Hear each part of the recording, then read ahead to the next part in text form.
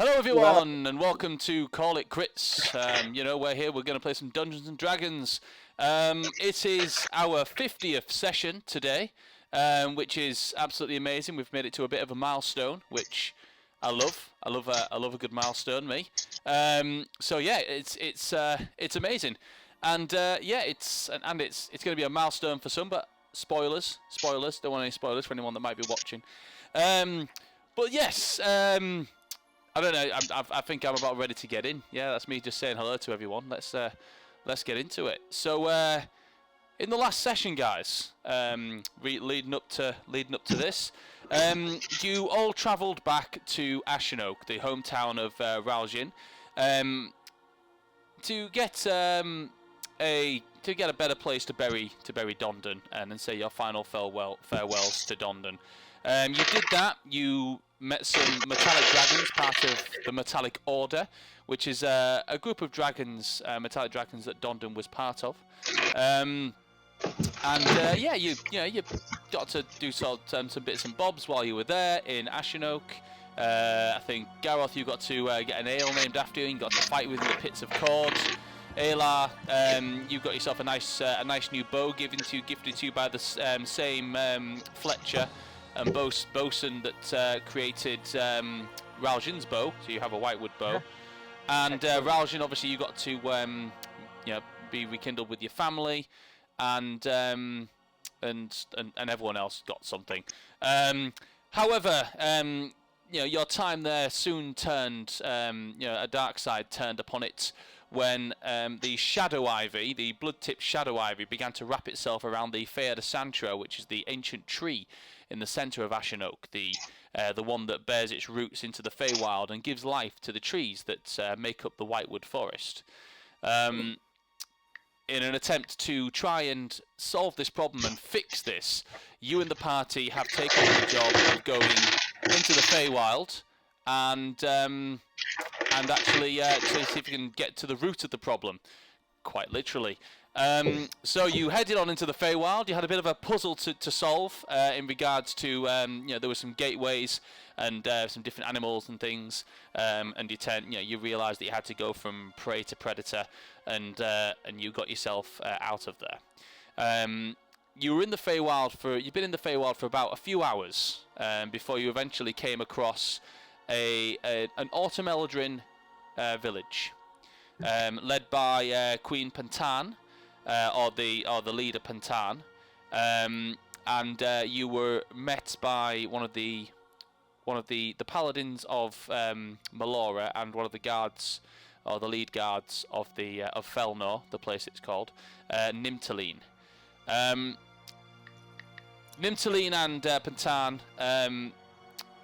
told you some information, and to go and see Bidnar, I believe it's called, a person or someone called Bidnar, who will have some information regarding I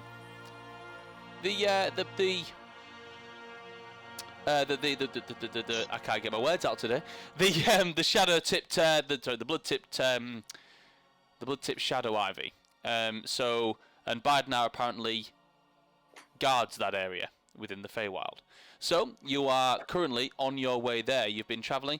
Eli, you had lots of questions for Nimtaline regarding Melora, to which your questions were answered. So you got a little bit more information regarding a deity that you are becoming intimate with.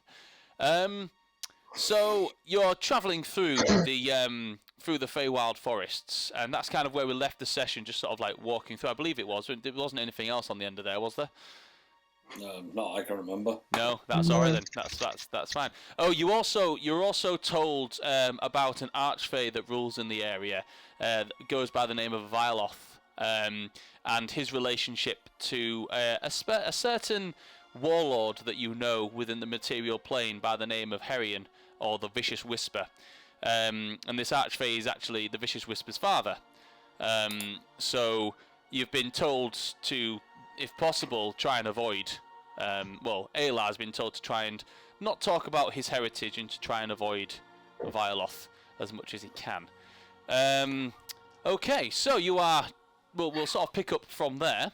You guys are sort of walking through the Feywildian forest, and one thing you'll sort of find while you're here is the terrain and things are similar, but kind of like same but different. It's quite a wild land. Lots of very like foreign-looking fauna, plants and trees and flowers that you're not used to, but upon terrain that looks and feels familiar to you, almost as if you're walking along a parallel plane to your own. However, it's more overgrown than back home. Nimtaline is just sort of you've already been told that this is it's about a day's travel to get to Badnar. Nimtaline sort of walking and says, we're going to have to find some place to probably stop and rest, unless of course you want to carry on. I'd say it's getting to nightfall, but like I said, at this time of year the sun doesn't descend. So I can only go by how tired you're all feeling. If you are feeling tired, we can rest. I myself am starting to feel a little fatigue. How long have we been travelling? Oh, hi Ash! I didn't see you walk in. I am on short notice to mute myself. So just FYI. You do what you need to do, buddy. All right. No problem. So you've been travelling now for probably about 4 hours, and you are getting to a point where you've been awake for 12 straight hours. So you are all starting, even though it's weird, because even though the sun is in the sky, and it has been the entire time you've been here, and it doesn't seem to have moved. Even though that you're starting to feel tired, as if you've been up for a long time, as if it's growing to the end of the day. So can I make an insight check? I'm not tired. I can keep going, but I understand if all of you need to rest. But I'm not that weak. You can absolutely make an insight check if you want, Morvin. What are you trying to ascertain?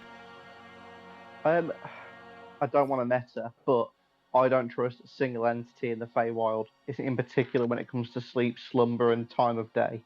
Oh, okay. I feel, is that something that Malrin would passively know from being a learned man? You can certainly try and use that, because you are Fey touched as well, so you'll know a little bit more about the Feywilds. Yeah, you can give me an insight check on it to see what is see if you can ascertain any intentions. That is a 16 on dice, which is, hold on,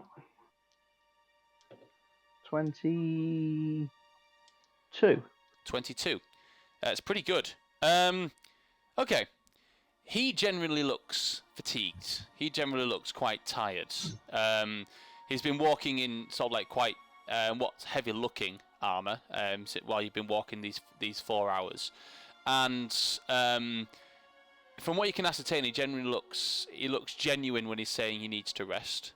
From what you know about that, you probably get suspicions, because you know that he is.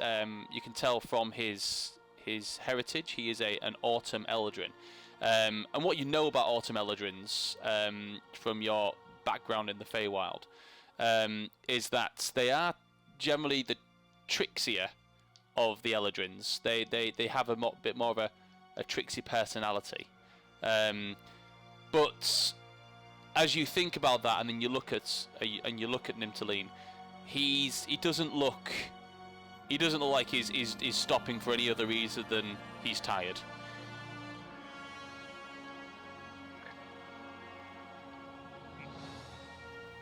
So, are we going to rest? Like I said, everyone else can have a rest. I'm fine, but yeah, let's rest. Yeah, okay, let's rest. I noticed you light up Morven a few times, but I didn't hear what you said. I'm just conscious. I'm very conscious. I'm going to suggest that we have a rest, but we have people on guard. That is preferable, actually, as obviously we there's no particular safe time as animals at this time around this time of year tend to they have very interrupted sleep patterns and hunting patterns. So having someone go on guard is probably a good idea. Could I suggest one elf stays up with every watch, Yeah, okay. just in case Okay. anybody decides to get fancy with the sleep spells? Because I'm going to look at Ralgin as I say this. You said you couldn't be put to sleep? Not magically, no. That might be handy. I also cannot be put to sleep. I'm just going to look up at Gareth and just nod slowly. I'm willing to take watch, but maybe if I may, I need 4 hours, and then I'm fine. Yeah, me too. As long as I'm, and he kind of looks around at everyone. It's like he's going to just do a quick insight check on you all himself. There's I can trust you if I go to sleep, can't I? Yeah. Absolutely. If I wanted to kill you, I would tell you to your face. Gareth, That's He would. hiding that. That's would. fine. I only say because I don't actually know you, and your intentions appear to be genuine. I do need to sleep prior to wherever we need to go. If we fight, you will be awake and you will be armed. That's very noble of you. Thank you.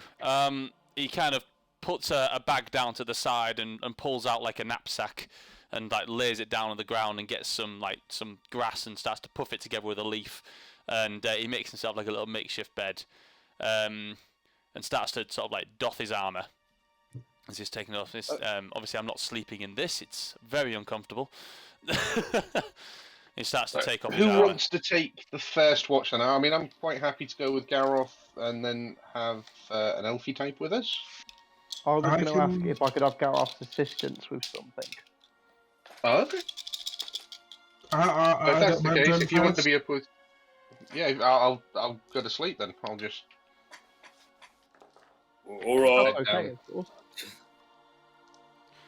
Okay, so who's taking first watch? Well, I don't know if Morlin wants me to do something or. Yeah, I need Gareth's strength. All right, got you. So Gareth, I pull out one of the 300 gold piece diamonds in my possession and say, what I wish to do is I wish for this to be crushed down to dust. Now, Diamond, and I begin attempting to crush the diamond. It doesn't work. I'll take it back from him cautiously. You cut your hand a little. Yeah. Now, Gareth, as I'm Yeah. going to perform a medicine check to pull the small shards of diamond out of his hand. Well, the diamond doesn't actually break because it's diamond. It's one of the strongest substances you can get. The only way to really break diamond is with either magic or other diamonds. So yeah, there's no broken I diamond. give Gareth another diamond and ask him to pulverize the one diamond into dust. And I will put a bag underneath it to collect the diamond dust. Right, so I'm smashing one diamond with another diamond. Pretty much. You are, my friend. Right, yep. Oh, get that. That's clever. Give me a strength check. Well, that's not great, actually. That is only 5 plus 9. 14. Ooh, you're finding it difficult. You kind of get the diamond on the phone. You get the other diamond in your hand. You go, oh, ding, ding. It didn't break. I rage and I try. I will, whilst Gareth attempts to smash it again, I will grab onto his leg and I will cast guidance. Oh, okay. At which point, does that add plus D4? Yeah. It is a plus D4, yeah. Okay, give me a sec. Gotta get a dice that's appropriate. Barbarians have no need for D4s. So, that was 22. It is now 26. So he's smashing the diamonds in a rage. And it cut your hand a little bit, which sends you into a rage. And keep smashing at it. It's starting to break up, but it's not completely smashed. You'll need to go for another go. Give me one more strength check. I'll cast guidance again. Where did I put my blooming dice? I put my D20 down for 5 seconds. Where is it? There it is. Okay. Ooh. Oh, same one in each one. But that is still 26, not including guidance. Which is 29 in total. 29. Okay, you spend a little bit more time, just keep pulverizing it and smashing it. You're not being quiet about this, so anyone that's trying to sleep, including Nimtaline, you're just like, what? It's like, I've gone to Lynx, where Lynx is laying down and buried my head underneath her. Nimtaline, I promise there is a good reason for this. And yeah, after about 5 or 10 minutes of completely smashing this diamond with a diamond, what you have is some diamond dust and a very shattered diamond in your hand. But yeah, you've got some diamond dust. It's not. What was the value of the diamond that you smashed up? 300 gold pieces. Okay, so with that, because it wasn't done in a refined way, you'll get 250 gold worth of diamond dust. That is fine. That gives me 10 sets of components for a spell. Okay. The non-detection spell. I get it as being a knowledge cleric. Interesting. Okay, so with that, last 8 hours, we've got an elf doing, apart from this first watch. No, I'm doing it. I'm up. Oh, you're up as well? Okay. Yeah, I did say this. Yeah, we've got Ralgin Yeah, up. Sorry. I heard you. Apologies, Rob. I must have not heard you, my friend. No worries. No worries. So with that, the first one I'll go up to is Ralgin. Mm-hmm. And I will first of all cast non-detection on Ralgin. Okay. For the next 8 hours, you are now invisible to the effects of divination magic, and you can't be perceived through magical scrying. That is very good to have. I will then walk over to Aylar. I'm assuming Aylar's asleep. Mm-hmm. Yeah. Sorry, Aylar. I'm going to do this while you're asleep. And I'll just cast non-detection on him as well. Okay. And then I'll go up to Nimtaline and use my third and final spell slot of level 3 and cast non-detection on him as well. Okay. Interesting. So, yeah, you guys all now have non-detection cast upon you. And Nimtaline. By the way, even if you did do it to any of them, Aylar has the worst wisdom modifier, so he wouldn't have woken up anyway. Sleeps like a... So, as you're doing this, okay, give me a perception check. Those of you on watch. Am I technically on watch? At the time of you smashing the diamond, no, you would be too concentrated on doing that. Okay. I've got... that is a 15 for me. Well, that's better than me. Okay. It's going to be one of those nights, I think. Let's see. That is a grand total of 12. Okay, 12. You don't notice anything. Mulvin, for you, you do. You notice there's kind of a disturbance in the air, or should I say, sort of like in the ground. You can feel slight tremors in the ground, ever so slight. It sounds like, it feels like there could be something hunting nearby, something quite large. You can't, from where you are now, you can't see anything. It's quite thick. There's quite a thick thicket around. You can't see anything, but you can feel. Being a deep gnome as well, might be a little bit extra sensitive to this. You can feel soft tremors in the ground, and the what's the word? The rhythm of it kind of reminds you of like almost like footsteps. Interesting. Is there anything else you guys would like to accomplish on your watch? I'm assuming you're doing the full. Are you doing the full 4, or are you guys going to fall asleep a little earlier? No, I'm going to do the full 4. Okay. During this rest, something I keep forgetting to do. I am going to charge my Ion Stone as well. Okay. I will store a 2nd level Guiding Bolt in there. Okay. Sounds good. So I can just cast that as that spell without it taking a spell slot at the time. It is pretty darn good. Okay. Right. We'll say, for the sake of brevity, you guys, your watch comes to an end.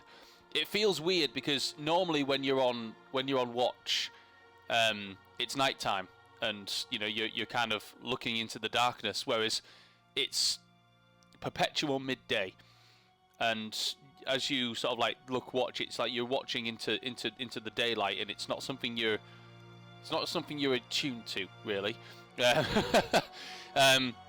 As your watch comes to an end, you can go over and wake up. Who's going on next watch? Nimtaline was quite happy to take another take a watch. I will. Have I had 4 hours? It's been 4 hours, yes. So Right, okay, I'll do it then. Okay. I'll take 2nd watch with Ayla. Okay. Okay, are you sure? Because if you take the watch, Kovacs, you wouldn't have got a full rest. Oh, okay. You carry on sleeping. Alright then. Nimtaline is quite happy to take the watch with you, Ayla. As he Okay, sort of gets up, he's like, he kind of, as he sits up and takes, kind of stretches himself off. The first thing he starts to do is kind of like step back into his armor. It's full plate, so it's takes a while to put on, and he starts sort of putting it on and strapping himself up. Yeah, and he's just getting himself ready. Did you want to roll perception to see if you see anything? Yeah, and I roll advantage. You do with perception. You've gone from being the least perceptive to the most perceptive. Oh! I can have the choice between an 8 or a natural 20. Take the 8, my friend. I'll choose a natural 20.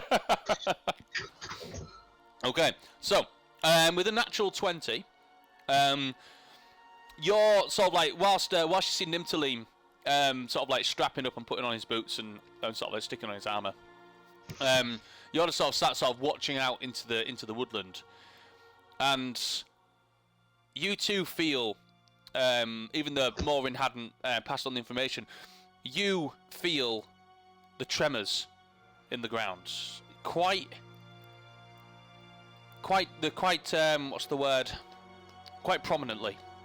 You can sort of like feel, and there's a stream, like you said, from where you are, there's a little stream, and you notice like the sides of the stream kind of sort of like shivering into the middle, almost like the T-Rex effect with the water, and you can kind of see that. And it doesn't seem to be shaking the ground enough to wake anybody and make a loud noise, but when you concentrate on it, you can almost hear like a sound in the distance. As you turn to where the sound is coming from, you can see there is a disturbance in the thicket. So like the trees are kind of moving slightly, and then the next tree along will move slightly, and the next tree along slightly, and this is probably in the distance, probably about 100 feet away from you at the moment. What would you like to do, Ayla? Sorry, so what was the question? What would you like to do? So you can see the... What would I like to do? I'm going to talk to Nimtaline. I'm going to say, Nimtaline, there's a tremor. I can feel it. What do you think that might be, and should we wake the others? He kind of sits up and he's just kind of finishing, sort of like, he's got his chest plate on now. He's just kind of doing the belts at the side. And he sits and says, "Hang on. Oh, good roll. Fomorians. Okay. Where are they?" And he kind of stands up and kind of looks. And he looks over in the direction that you were looking in. He kind of stares intently into the distance and says, "Right, we can't stay here for much longer. If a Fomorian crosses our path, then we could be in somewhat danger. They've been out of pattern at the moment. They're not usually out at this time of year. There's something amiss. Whatever it is, it's not good. Okay. I suggest that we watch that area for the next, maybe the next hour or so, just in case they come this way. If they do, then we have to wake them up and we have to go. Otherwise, we've got to have a bit of a fight on our hands. Okay?" Right. I'm armed and ready, and I've got my bow drawn, and I'm just watching the perimeter. Okay. So you're watching the perimeter as and there's sort of like the tremors. You can still feel them. Nimtalene just says, "It's strange behaviour from the Fomorians. They're normally in the Feydark. They're darkness dwelling creatures, but something's brought them out. I'm not entirely sure what it is. I don't know if it could be linked to your predicament, but it's not spelled good news for our people. It's hunting and gathering. It's been more difficult with the Fomorians out. It's strange because they're actually quite adverse to the sun, which is why they usually stay in the Feydark for during these months. But they've even gone to lengths of covering their heads with giant leaves just so they can be out here, which means that there must be a reason. But we've not found it out yet." Can I roll to see if I have any idea what I think this reason could be? If you want to, you can try and make either intelligence or you can add investigation in there, see if you can try and join dots to anything. Okay, right. I'm going to use it in investigation then. Okay. I get +1 on that. Oh, it's a 4. No, you can't really. From that, you just try and have a think. It's like, yeah, I wonder why they might. Wonder why. It does seem strange, but yeah, no, you don't really pick up on anything else. I'm going to jot down my observations so that when Mulrin wakes, I can give him a detailed update of what's been going on. He might have the answer to these tremors. So what I'm going to do is time the time in between each tremor and try and monitor the tremors to see if they're getting louder. Because if they're getting louder, the threat's getting closer. If the tremors are getting quieter, then less powerful, and I'm assuming the threat is leaving. So I'm going to monitor the strength of the tremors. Okay. So you can monitor the strength of the tremors for now, and as the next few hours go past, the tremors appear to be sort of like stomping around in the area that you're in, or not far from the area that you're in, but they don't come as close to you. They feel like they stay in the same place. So there's no change in. There doesn't appear to be any change in rhythm, and there doesn't appear to be any change in sound or like the intensity of them. From what you can gather, it sounds like a patrol. Yeah. It feels like a patrol. As if they're walking around a certain area and patrolling something. That's what you can kind of gather. I think you've got a local force / troop, guard, army, whatever. And I think they're keeping an eye on something very precious and important. How far away do we think it is? Like I said, what you can ascertain, about between 100 and 150 feet from your current location in the thicket. Right, that's not even that far. It's not that far, but it's out within the woodland. In the area that you're in, let me just describe it a little bit better. Might be able to help you a little bit more. The area that you're in is sort of like a thick green thicket, lots of strange-looking plants and fauna around you. You've kind of found yourself like a little place to actually set up camp, like a little smaller open place. And there's like a stream that kind of runs down and through, just a small stream, not a very large one. You can probably actually just like one big step and you'll be across it. And it just kind of runs through the area that you're in. And the stream itself actually runs up, and these footsteps appear to be coming from what would be the top end of the stream, so from upstream of where the stream is. Okay, what I'm going to do is, you check out, you keep an eye on for me and watch the signal. I'm going to stealth a little bit and check out what it is. But look out for my signal if anything's weird, okay? Are you sure you want to do that? What if they catch you? I want to stealth there, quietly. If you get in trouble, make the sound of a dying giraffe. Okay. Okay. Well, this is just you and Nimtaline at the minute, so everyone else is still I asleep. thought it was. Yeah. Say that in my sleep. Okay, so you give me a stealth roll. Okay, so that's good. 19 plus 6, 25. 25. That is very good. Okay, so you let me just do something. 1 second. There we go.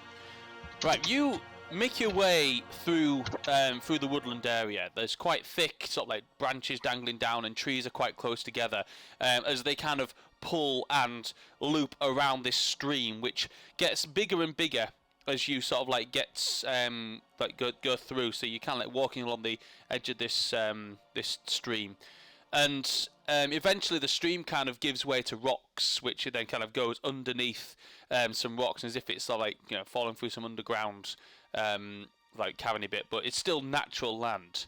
And then you kind of step up onto what appears to be stones. Less of stones, more, what's the word? Slabs that have been sort of like placed, like square in shape.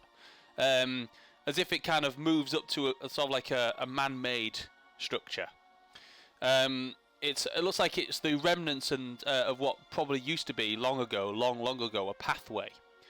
As you kind of step onto it, and sort of like the stream kind of goes underneath this, but you kind of step on top, and you kind of move, and the thicket begins to open out a little bit more now, and the trees begin to disperse.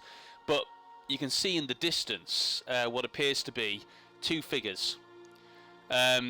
Both of them are, from the distance that you're at, you can tell from what they're stood up against. There's a waterfall in the background, and you can tell that that's where the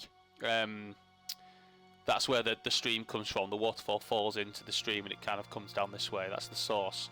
And walking and sort of like guarding this area, sort of like to and fro, are two giants. They are about giants about 20 foot tall.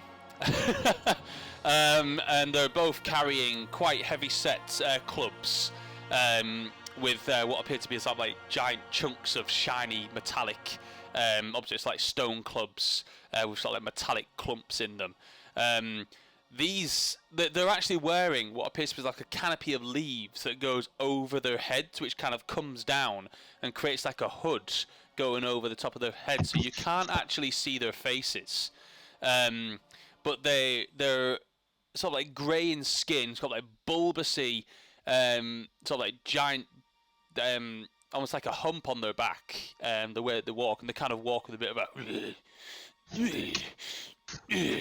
as they're kind of walking. They're half clothed except for like a loincloth and a belt that kind of goes around to cover up their bits, and they're barefooted. They appear to be sort of like standing in front of this waterfall and sort of like walking backwards and forwards, and they appear to be talking to each other, but the distance that you're at and the fact that you don't speak whatever language they are speaking kind of puts you at a disadvantage there. One thing you do notice about one of them is you notice one of them appears to be wearing a finer looking, what appears to be almost like they're wearing it as sort of like a cape or something. It's not long. It's quite a short sort of thing that sort of comes down. It's sort of a really short cape that's tied around its neck. It's made of almost like golden kind of fabrics that it looks very out of place on this creature. And that's what you see from the distance that you're at. Right. So I've been observing it now about a minute. Okay. Yeah. Right. So what I want to know is, because I've got an ability called Know Your Enemy. Okay. I want to know whether its hit points are less than mine, the same as mine, or more than mine. Okay. I've got 70. Let me just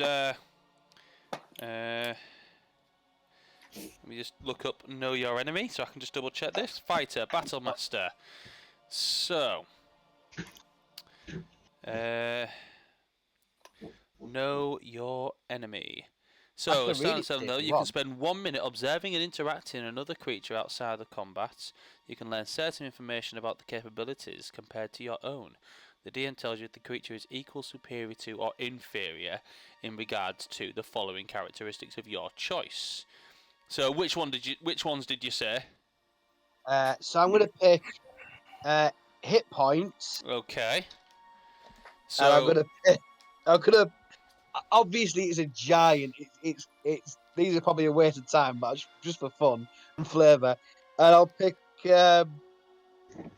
Constitution. I mean, okay. Hit points. What are your hit points?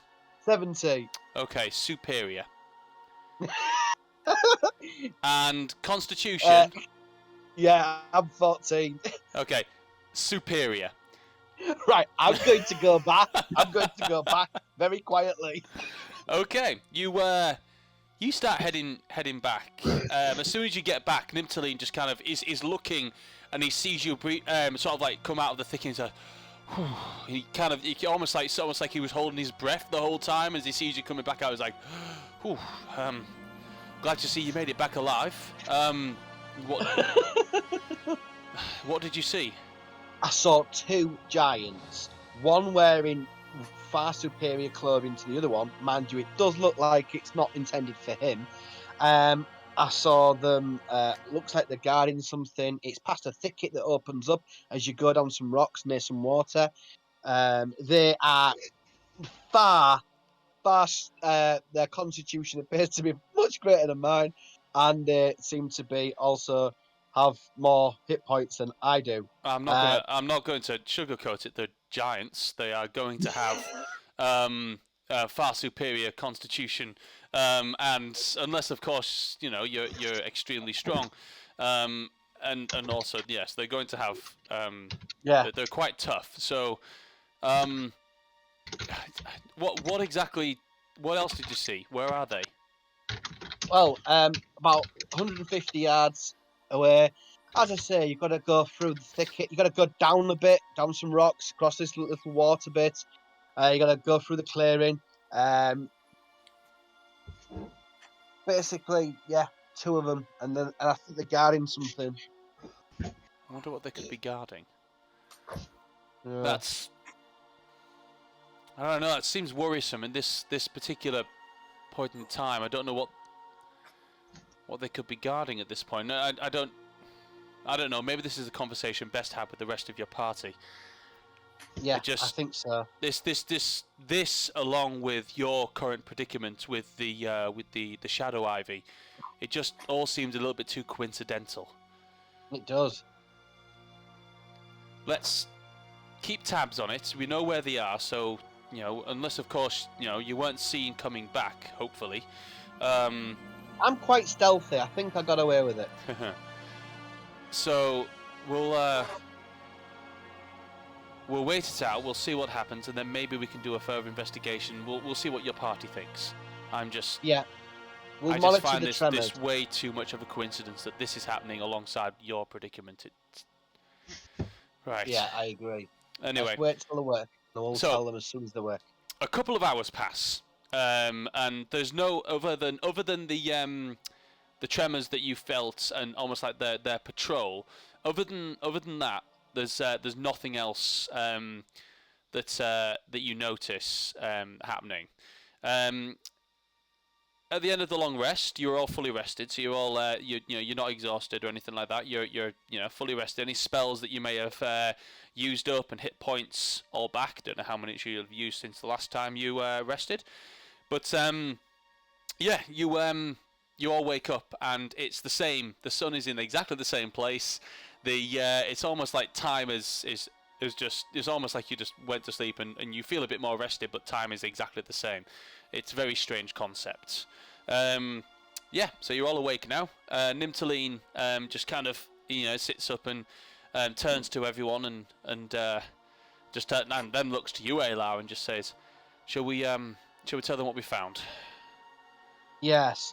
Morning, everyone. I have some news. I heard some tremors from around 150 to 200 feet away. These tremors were Okay. quite loud, so I decided to check them out. I decided to have a closer look, so I stealthily sneaked my way 150 yards over there, over some sort of rocky bits, through a little bit of water, through a thicket that parted, and I saw two giants, one wearing different attire to the other one. Looks like the attire wasn't meant for them. Also, I think they appear to be guarding something. That might be something that's important. And our friend here, he said he thinks that it's too much of a coincidence for this to be occurring with our current predicament that we face. You said giants, Aylar. Yeah, Describe them. well, tall, more constitution than me, more hit points than myself, and yeah, big bastards, really. I believe what your Shall I friend quickly is. put my friends? I think what your friend is very, very likely witness to the Fomorians. Yes, that's the ones. Does Morin know what the Fomorians are? I'm trying not to metagame because I No, know what the Fomorians That's are. exactly. That's fine. You can give me. An intelligence check. History. Give me a history check. History. Yeah. That's a 15. 15. It's enough. I think so. Hold on. Give me a second. Yeah, it is 15. It's enough. It's just enough. For what you know from the Fomorians, and I'm about to start lifting from the monster manual because you're a clever guy. Fomorians are the most hideous and wicked of all giant kinds. They are the godless Fomorians who are deformed. Their deformed bodies reflect their vile demeanors. Some have facial features randomly distributed around their misshapen, warty heads. Others have limbs grossly different sizes and shapes and emit terrible howls each time they draw breath. Through misshapen mouths, their wretched appearance rarely invokes sympathy. However, for the Fomorians brought the doom upon themselves with the evil that rules in their hearts and their minds. These guys are considered Fey cursed. So they used to be very pretty, very proud race of giants that basically were full of themselves, and they were cursed to be ugly and ugly as sin and live in the Underdark. They are evil, in nature. But what you will know about the Fomorians, and this is something that Nimtaline has sort of made clear, is that they rarely come out in the sun because of their deformities. Some they're very sensitive to sunlight, and yeah, they very rarely leave the Feydark, and there must be a reason for it, but you don't know what that is. Is this this isn't the way we were going, is it? I mean, like you seem to think there's a connection between why we're here and why they're here, but you was taking us somewhere else, right? To an extent. I mean, we are in Biden's domain, so this could have something to do with it. What we're maybe maybe a few hours travel out from the fields that Bardner guards. So, I mean, here's a radical thought. Why don't we send our trained negotiator to go and speak to them? We have a trained negotiator? Oh no. Me? I'm just going to look over at Garoth. Yeah, I could do that. I was just wondering, do we have an invisibility spell? do what? Sorry. Say that one again, Garoth. An invisibility spell. Has anyone got invisibility? Where's Jan? Oh, Jan is Where there, is Jan? but he's not here tonight. He's a wizard, right? So you can do invisibility. I don't think I have it prepared today. Does anyone have a yarn character sheet? No. No, I did ask him for one. I'm just wondering, like, unless we know for sure that this is related to why we're here, maybe it's best we don't bother the big angry giants. So just kill them. No. I think he's meaning we strategically go around them, Garoth. And we come back and deal with them later. Right. Yeah, we can kill him later, Garoth. We don't need to kill him now. Like, imagine how much fun it'll be if you get to challenge them purely for the sake of challenging them after we've beat whatever the bad guy is around here. Well, I guess. You have had a lot of fun fighting things because you're the strongest. Right, yeah. It's not like we're being cowardly or nothing, right? No. No. Think of it like the tale of Ronda the wolf. You remember that, Garoth? I think they tell it as a tale in the Howling Hills. Probably. Remind me. Ronda the wolf. He went too far north, and he waited for the morning to come. At that point, that night, a great eagle came and attempted to strike him down. But Ronda lay still, like he was already dead. The eagle, thinking it was not a worthy fight, flew away, but Ronda remembered. And Ronda returned.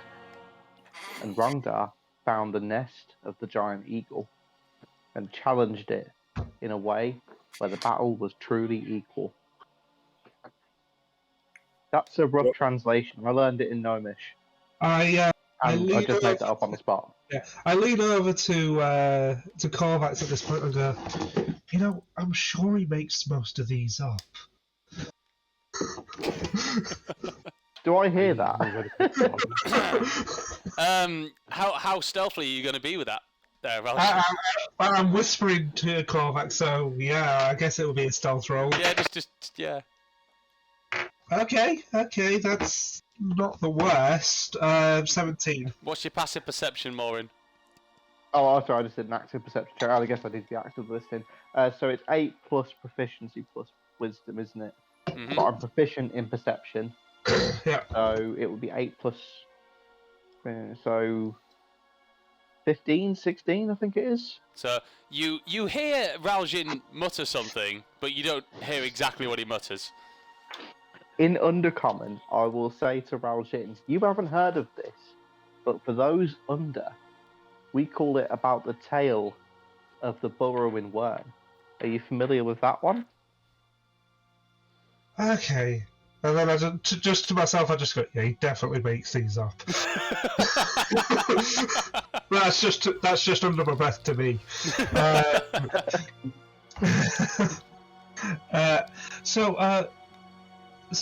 Sorry, getting back on topic, are we going around them and then dealing with them if we have to, or are we doing this now? I mean, in order I to... think it's wisest.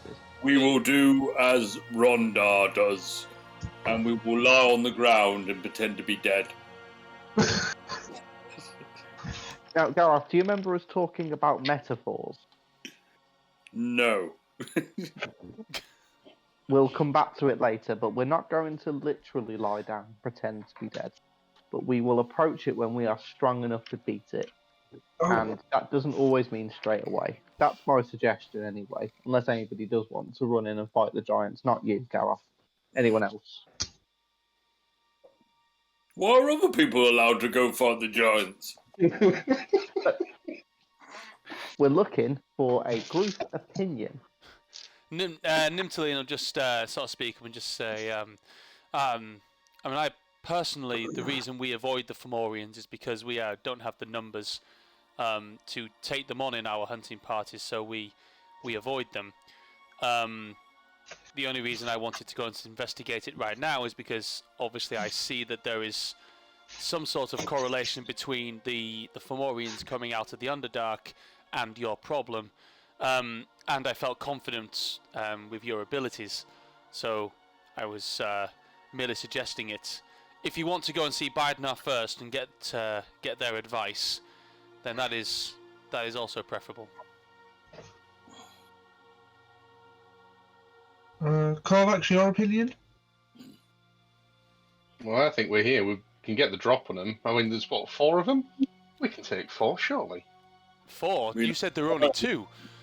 Oh, I only saw 2. 2. I saw Oh. 2. Okay. Oh, But that- if there were 4 of them, I'd say we run that way. But 2 of them we could probably handle. I can kill 2 giants on my own, so... I mean, if everyone else wants to do this now, then fine. But you know, No. We will do as the Roma the wolf, and Ronda the wolf, and we will be smart. I'm the chieftain of decided it. Right, let's go meet this fella. We can always come back. I'll scout ahead if they give me the direction. Okay. So I'll stealth ahead. Very well. We'll keep going. We'll probably have to head back this way anyway. So if we need to, we'll do it then. So give me a stealth roll, Korvax, as you scout ahead. Natural 20, so that makes it a 29. That makes you just invisible. Yeah. As you sort Next campaign. yeah, as you jump from tree to tree, sort of like moving ahead, you don't seem to be bothered by anyone or anything as you scout ahead. You keep a very close eye on the party who are following up behind. Nimtaline thinks at some point that you've got lost, but he just carries on. He just carries on going and hoping that you don't lose your way. You are travelling for another 2 or 3 hours through the woodland, and until you eventually get to it's more of an open field and poppy fields that are sort of like open up. You see there's like dots of like little patches of red scattered everywhere, with the odd tree sticking out of these plains. The sky in this area is slightly different to everywhere else. It's got a almost like a purple hue to it, which is in contrast to the blue sky which you've just come from. Also, 1 second. Just need to get something out because there's something I need you to do.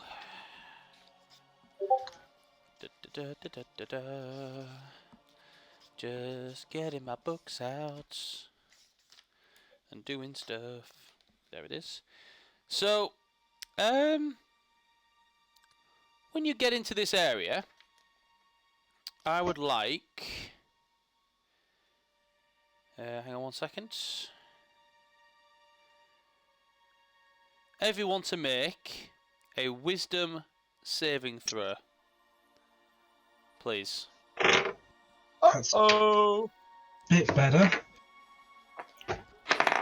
Hey!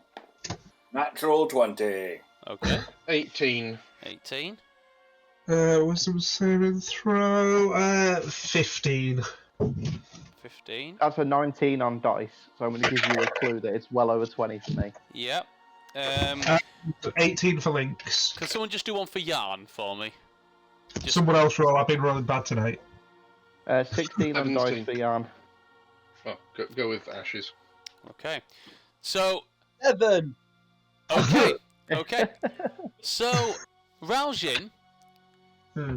and, well, actually, because Nimtaline is going first into it, you notice that Nimtaline, as he steps forward into the poppy field, he stops in his tracks.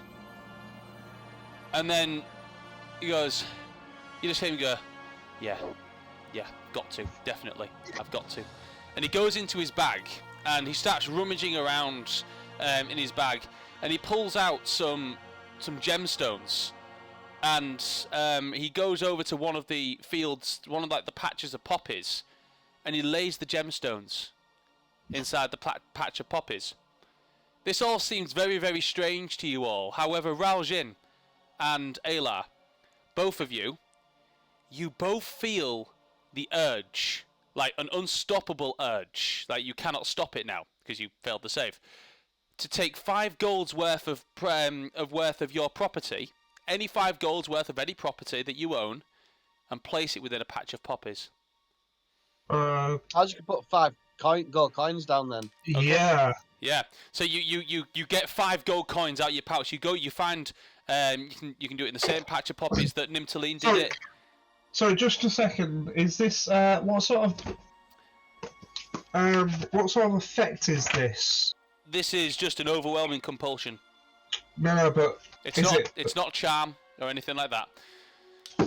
Okay. It's just classed as an overwhelming compulsion.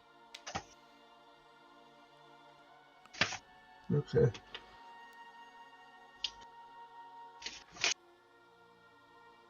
Yeah, like I put down 5 gold pieces. Okay.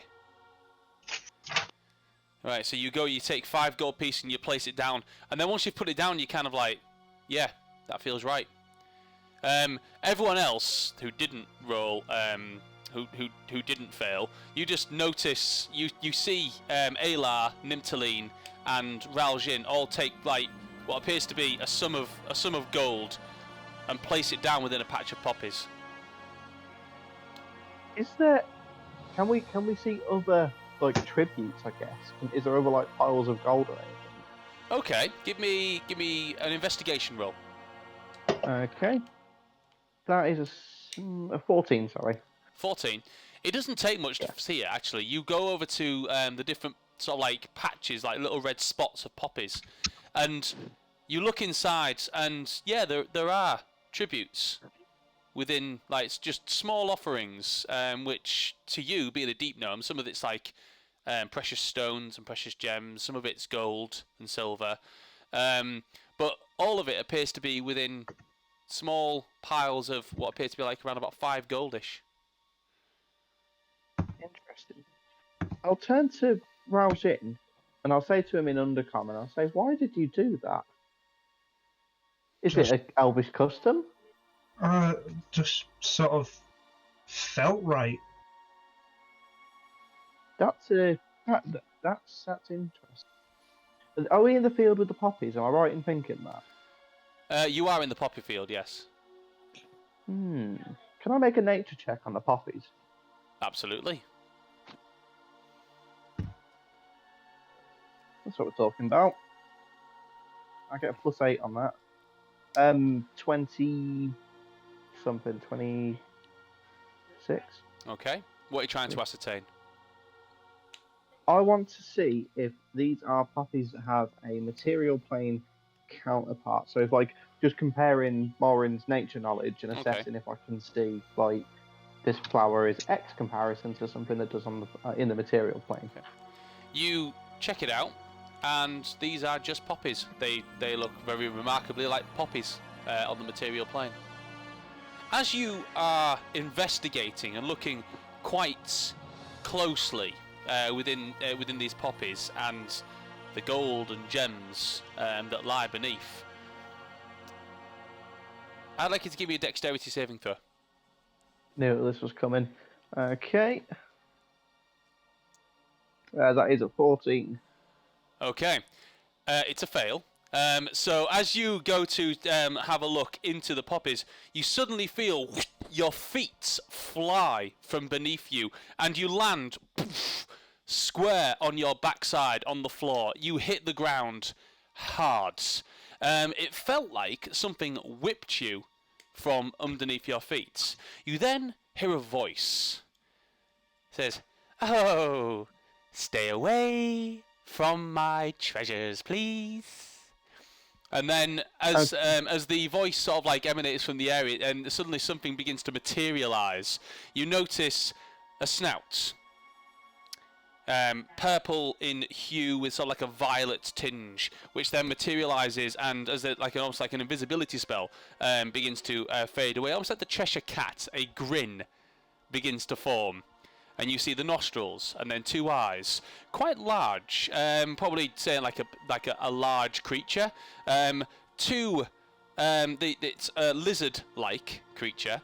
So like pulls back 2 butterfly-style reptilian wings form and begin to flap as this creature is flying in front of you, and 2 great purple eyes staring at you as the rest of the creature, 4 legs, 1 long sort of like whippy tail with like a bit of a flowery flourish on the end of it, appears in front of you and says, "Hello, what have I thought of today? You're an odd bunch, aren't you?"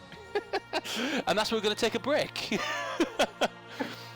So, from what's basically happened is a fairy dragon has just appeared in front of you, and you are in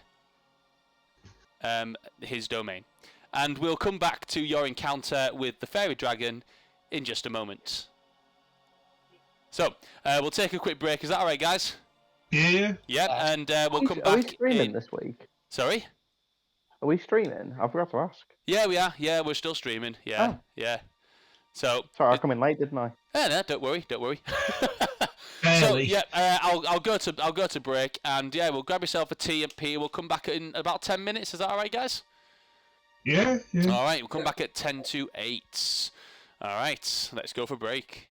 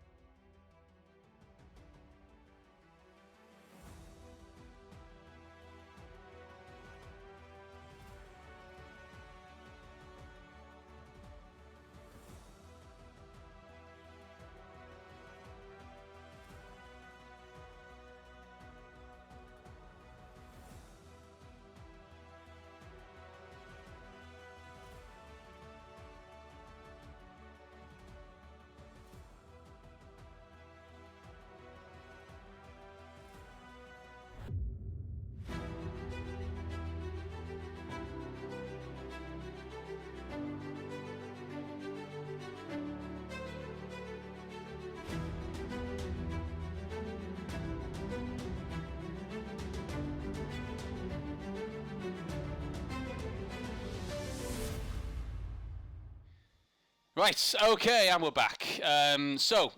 Just before the break, you guys had wandered into a poppy field. Two of you had felt three of you, including Nimtaline, had felt the compulsion to empty 5 gold's worth of your possessions and place them within one of the poppy patches. I hope you also obviously subtracted that from your wealth as well. Yeah.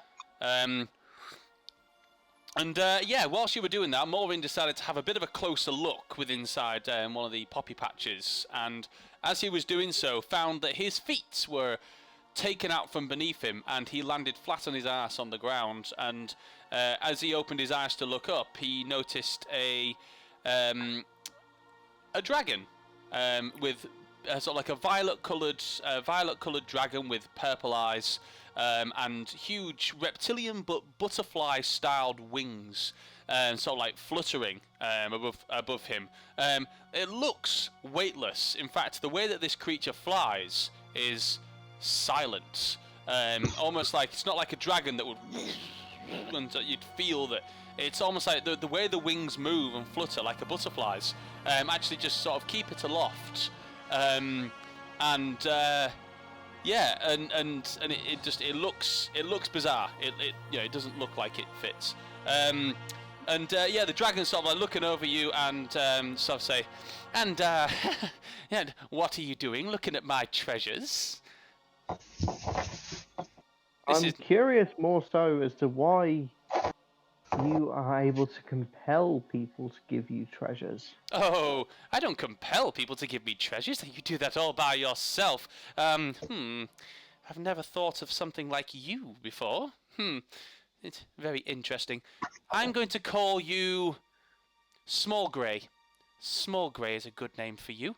And, I thought of some other random creatures. Oh! Tall Orange! You're back, and he flutters over and sort of flies around you, and almost like a butterfly would, and you don't even feel the breeze as he flies around and goes over to Nimtaline and says, and sort of like sits down and puts his hands, sort of his paws just underneath his head and says, "I've thought about you again, Tall Orange. You seem to have changed slightly, different armor and things. I like to mix it up a little bit, don't I?" And he kind of flies around again and then lands on all fours. He kind of like lies down and says, "Right, what entertainment have you guys got for me today? Ooh, tall and strapping, I see." As he says, he looks over at Garroth. He says, "I do think of some of the best muscles, don't I? And ooh, the hair, wonderful." Do we kill this? No, Gareth, no. I mean, normally I'll be like, it's a dragon, and like, yeah, but I don't know, it just seems kind of weird. Oh, it looks like I gave you a lot of the brawn and not very much of the brains, I see. I guess it all had to go somewhere, didn't it? It Sorry, what did need you a lot of gain? the brains. I'm sorry. Tall. I'm going to call you Tall Blue. Yes, Tall Blue seems like a wonderful name for you. What did you say? You had something to say. What do you mean you gave him? Oh, you're all a product of my imagination. So, whatever I thought of, you must have come from somewhere. This is a field of drugs. I'm gonna tap my hat and give myself a ghillie suit of looking like the stalks of the poppy trees, and I'm going to stealth behind him so I'm flanking him with the rest of the party. Okay. You did roll pretty high on your stealth, so you won't have been seen. So yeah. Do you want another stealth roll? Yes, please. It's not as good, but so it's 14 on dice, which means it's still 23. Okay. Hang on a second. 1 second. So, looking at the ghillie suit, it'll be kind of shafts of kind of green and shadow. Yeah. That's fine. Just trying to find my stat block for my fairy dragon. Just to see. Okay.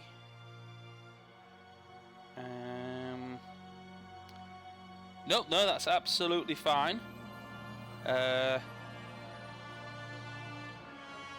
no, that's absolutely fine. No, it doesn't have any of those special abilities. No, you manage to scoot behind, and you can just sort of see the dragon from behind.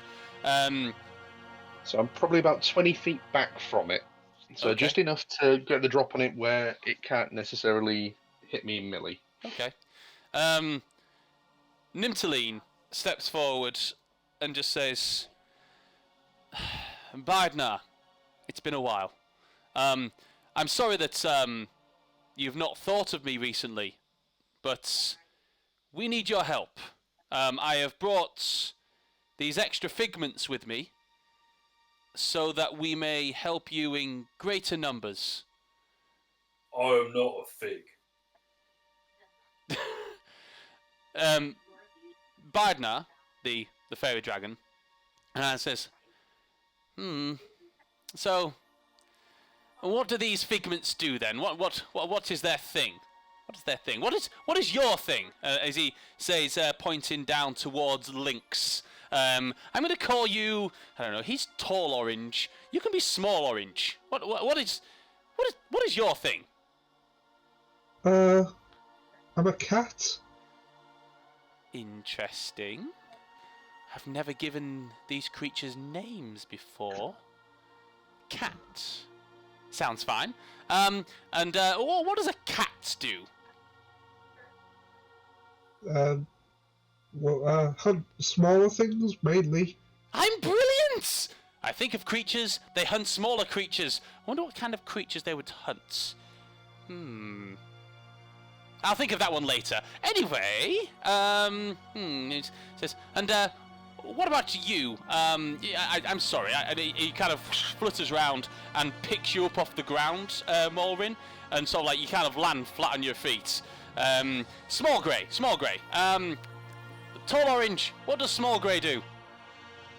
Small grey, what do you do? Can do this, and I will cast Prestidigitation a couple of times to do effectively like a snake light and cabaret show, just like loads of snakes dancing around, and then I'll bring one back into my hand. As you do this, Bardnar's eyes light up with absolute joy as you do this, and it kind of just goes, oh, it's adorable. just like so excited about this, and his paws are sort of like fluctuating with excitement, and he kind of steps back, and as it stops, he goes, "Do it again." Absolutely, I will once again summon snakes, and I will start moving them in a specific way.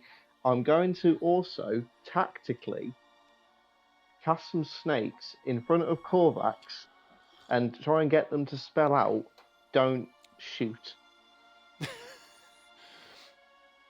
Okay. As you do that, Korvax, you see some snakes that just kind of spell out the words "Don't shoot" in front of you.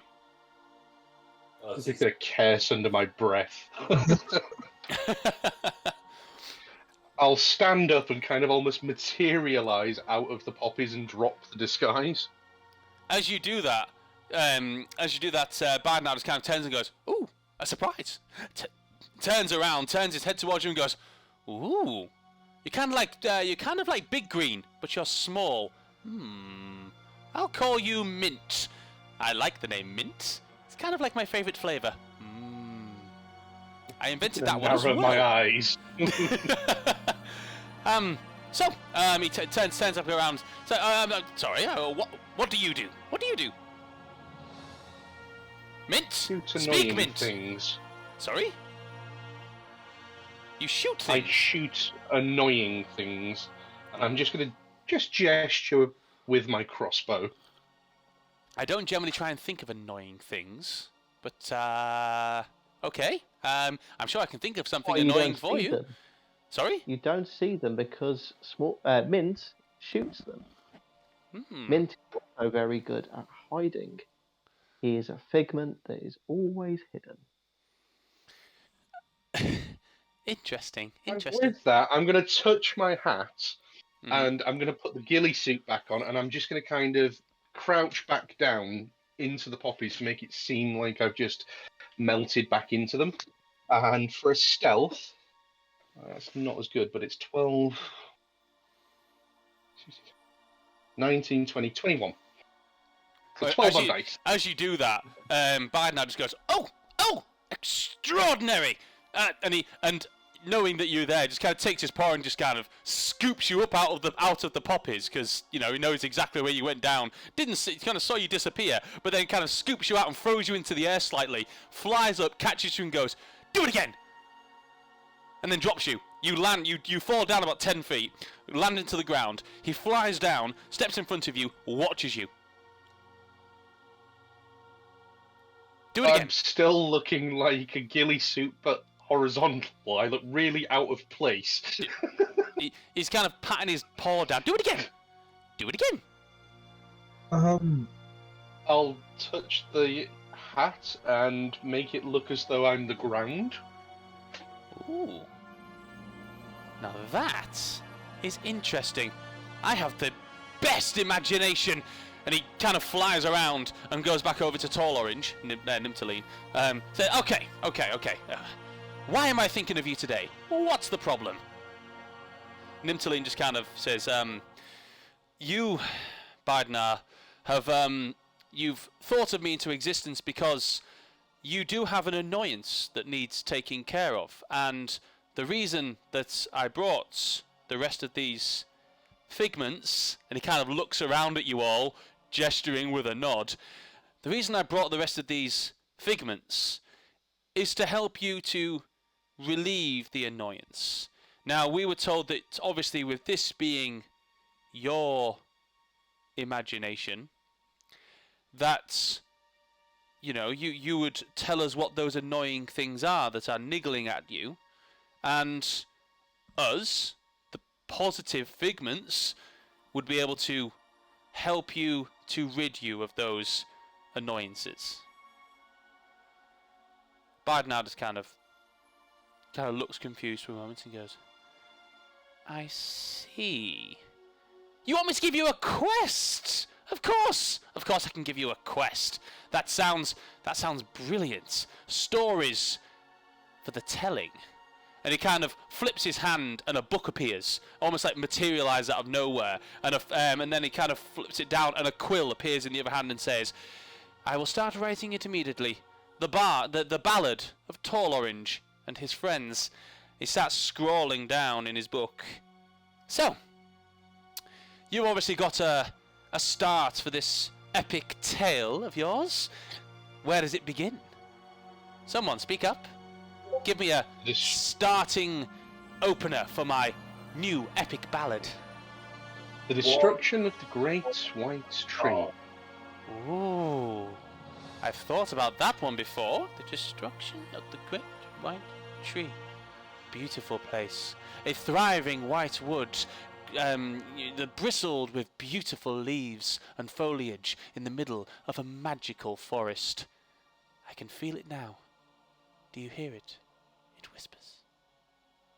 What happened to the great white tree? You there! And he points over towards Morin. A great darkness sprung up from the soil and began to eat the white wood. Oh, darkness from the soil began to eat at the white wood. Strong, powerful magic. Finish it for me, Blue! Points towards you, Tall Blue. The darkness was shadow ivy, and it poisoned the land. I'm sorry. I said I'm sorry. I'm not your imagination. I don't represent your imagination. That's what these are for. I'm just here to rid your problems for you. Would you like me to jump in here and create a more flary way for you, Raojin? Oh, for the love of God, please. Small Grey, go. The poison named the darkness named itself Shadow Ivy and laughed at the hero's before it. Ha ha! You shall find my underground lair if you are strong enough and smart enough and blue enough. I look over at Raojin and smile. He's jotting it down, and then he kind of closes the book, and both the quill and the book in like a puff of like purple dust as it just sort of disappears into nothingness, and says, "The quest is set." Oh, this is wonderful. Tall Orange, you're going to have to come back and remind me of all these wonderful things after I send you upon your quest. But there are things afoot, annoyances, annoying niggles, parts of the story that must be completed.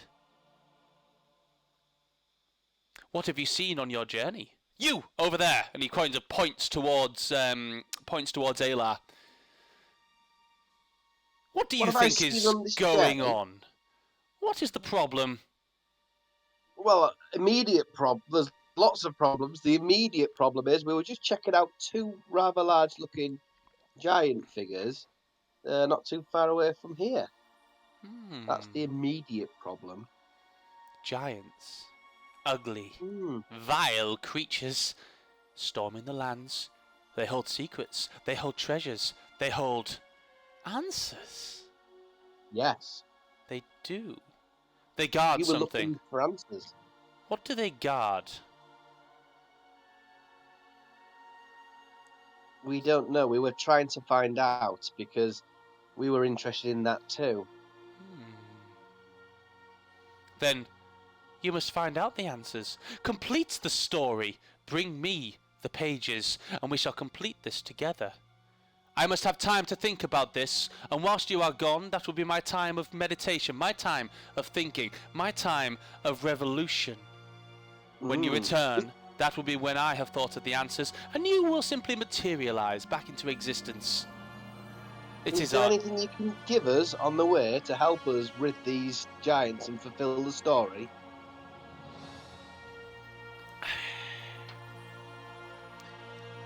I can give you answers when you return. Oh, okay. Before you go on your way, you must first ask me a question. It's how I remember things. So. Why? Sorry? Why? That's my question. Why what? Be a little bit more specific, would you? Why must we ask you a question? That is a good question.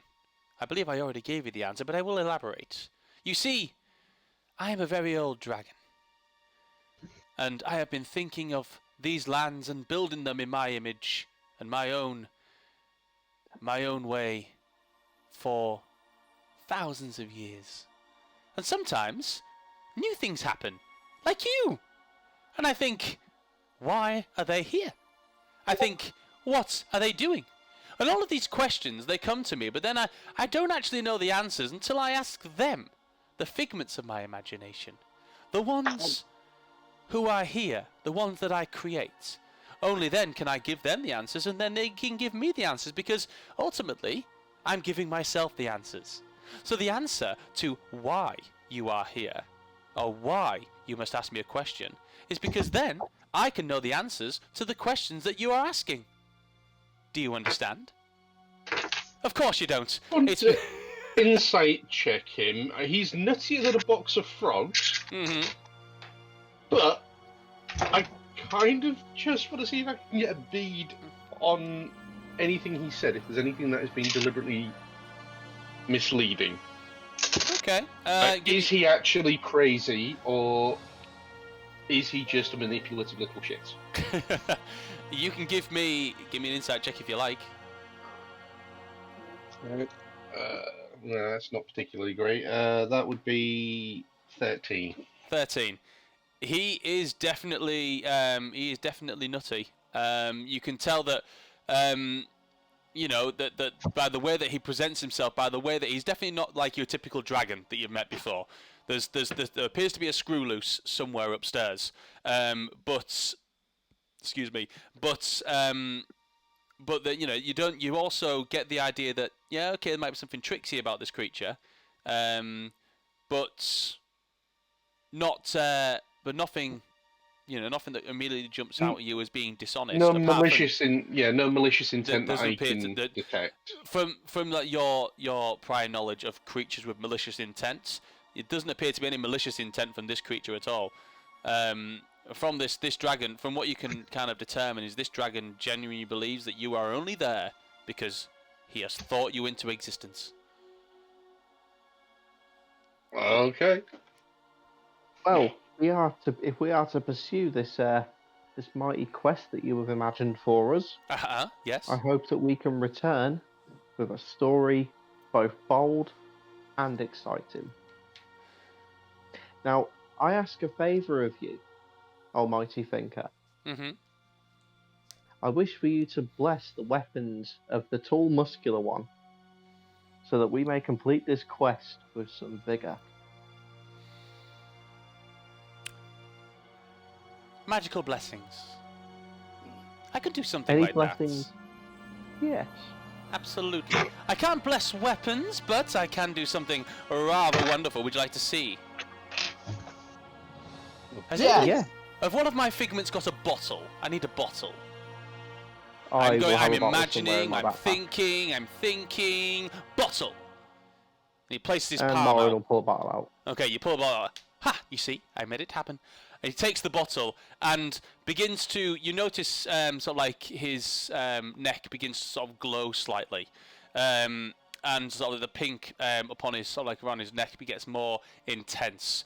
He then brings the bottle close to his jaw and just kind of pours out of his mouth a gas, like almost like his breath weapon, kind of pours into it, and then he kind of gets the cog, goes. Take this, and he throws it to you. This is a bottle of Euphoria.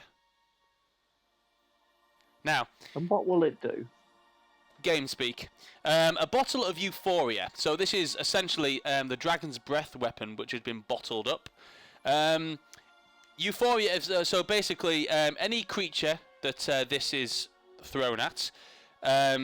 Once it breaks, the breath weapon will take hold, and the creature must succeed on a DC 15 Wisdom saving throw, or for 1 minute the target creature can't take reactions, and must roll 1d6 at the start of each of its turns to determine its behaviour during the turn. On a 1 to 4, the target will take no actions or bonus actions and uses all of its movements in a random direction. On a 5 to 6, the target doesn't move, and the only thing it can do is on its turn is make a DC 15 Wisdom saving throw to see if it can break it. So you essentially put any creature into a euphoric state, and while it's in a euphoric state, thinking of all of the wonderful things that I think of every day, then it will make it easier to get rid of these annoyances within my imagination. Create peace and harmony. Do you understand? Yes. You see, now by giving this breath weapon to you, it is really just an extension of me going out into the Feywild and completing this task myself. However, you are the ones doing it for me, which is wonderful, don't you think? Indeed it is. Now, we should make haste. Would you agree, everybody? Ralston genuinely cannot find words to this situation. I've just been kind of stood there with my mouth hanging open in bewilderment at everything that's going on. If I had made hand, I would like gently close your mouth. I have to say, I've I've imagined violence. I've imagined creativity, but bewilderment is a new one for me. But I must say that I do it rather well with you, Tall Blue. I do. Right. Yes. So One quick question: Oh, what God. did you imagine for me to appear? And what do you mean by that? I'm Well, you sorry, just- I haven't actually given you a name. I'm going to call you Golden. It's a beautiful Okay. name. Well, thank you. So, what did you imagine for me to appear? Because I've appeared, you've imagined me.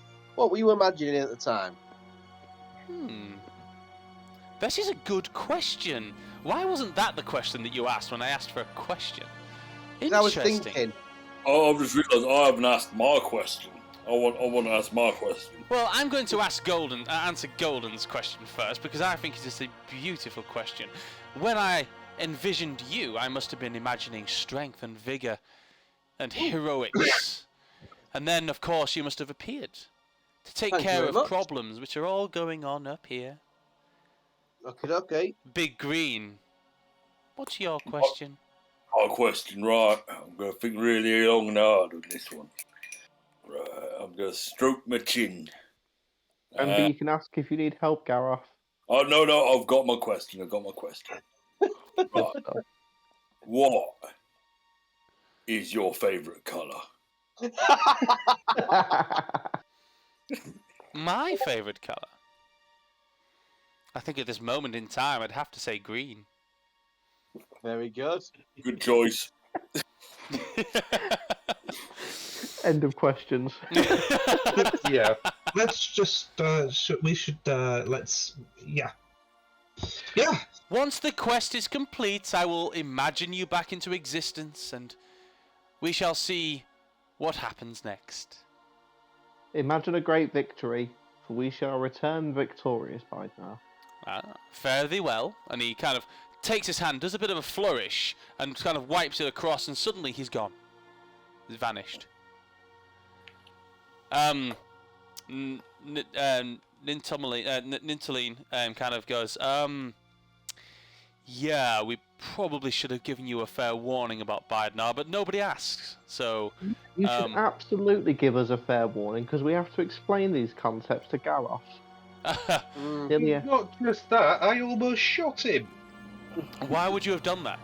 I mean, if I'd have seen you moving, I certainly would have told you not to shoot the Fey Dragon.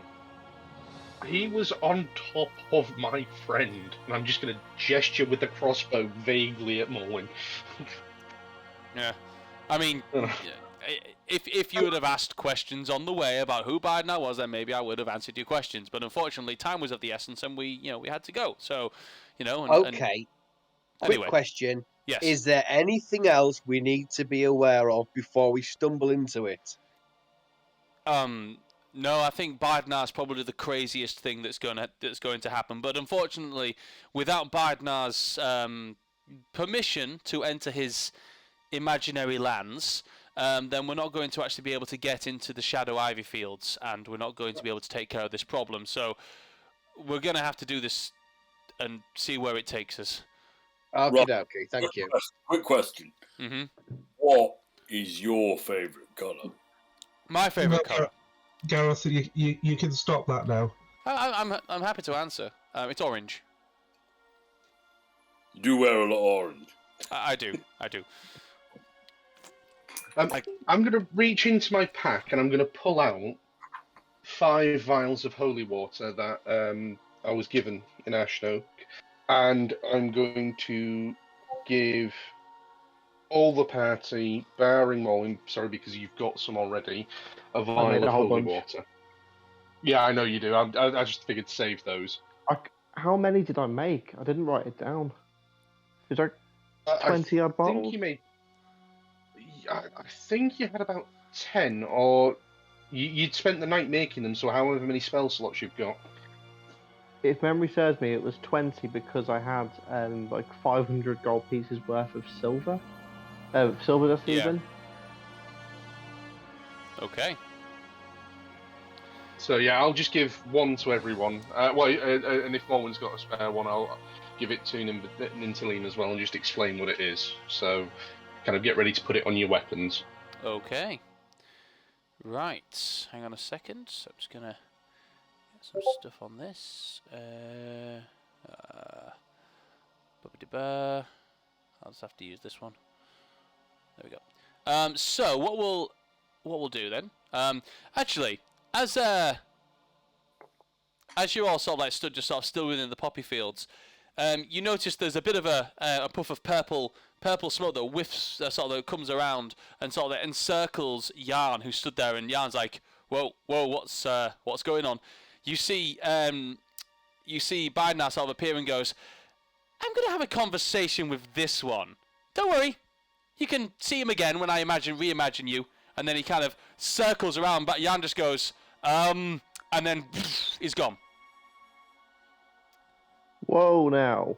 I'm just going to look over to Nimtaline and just say, is this going to be a problem? Are we going to get him back? This has happened before.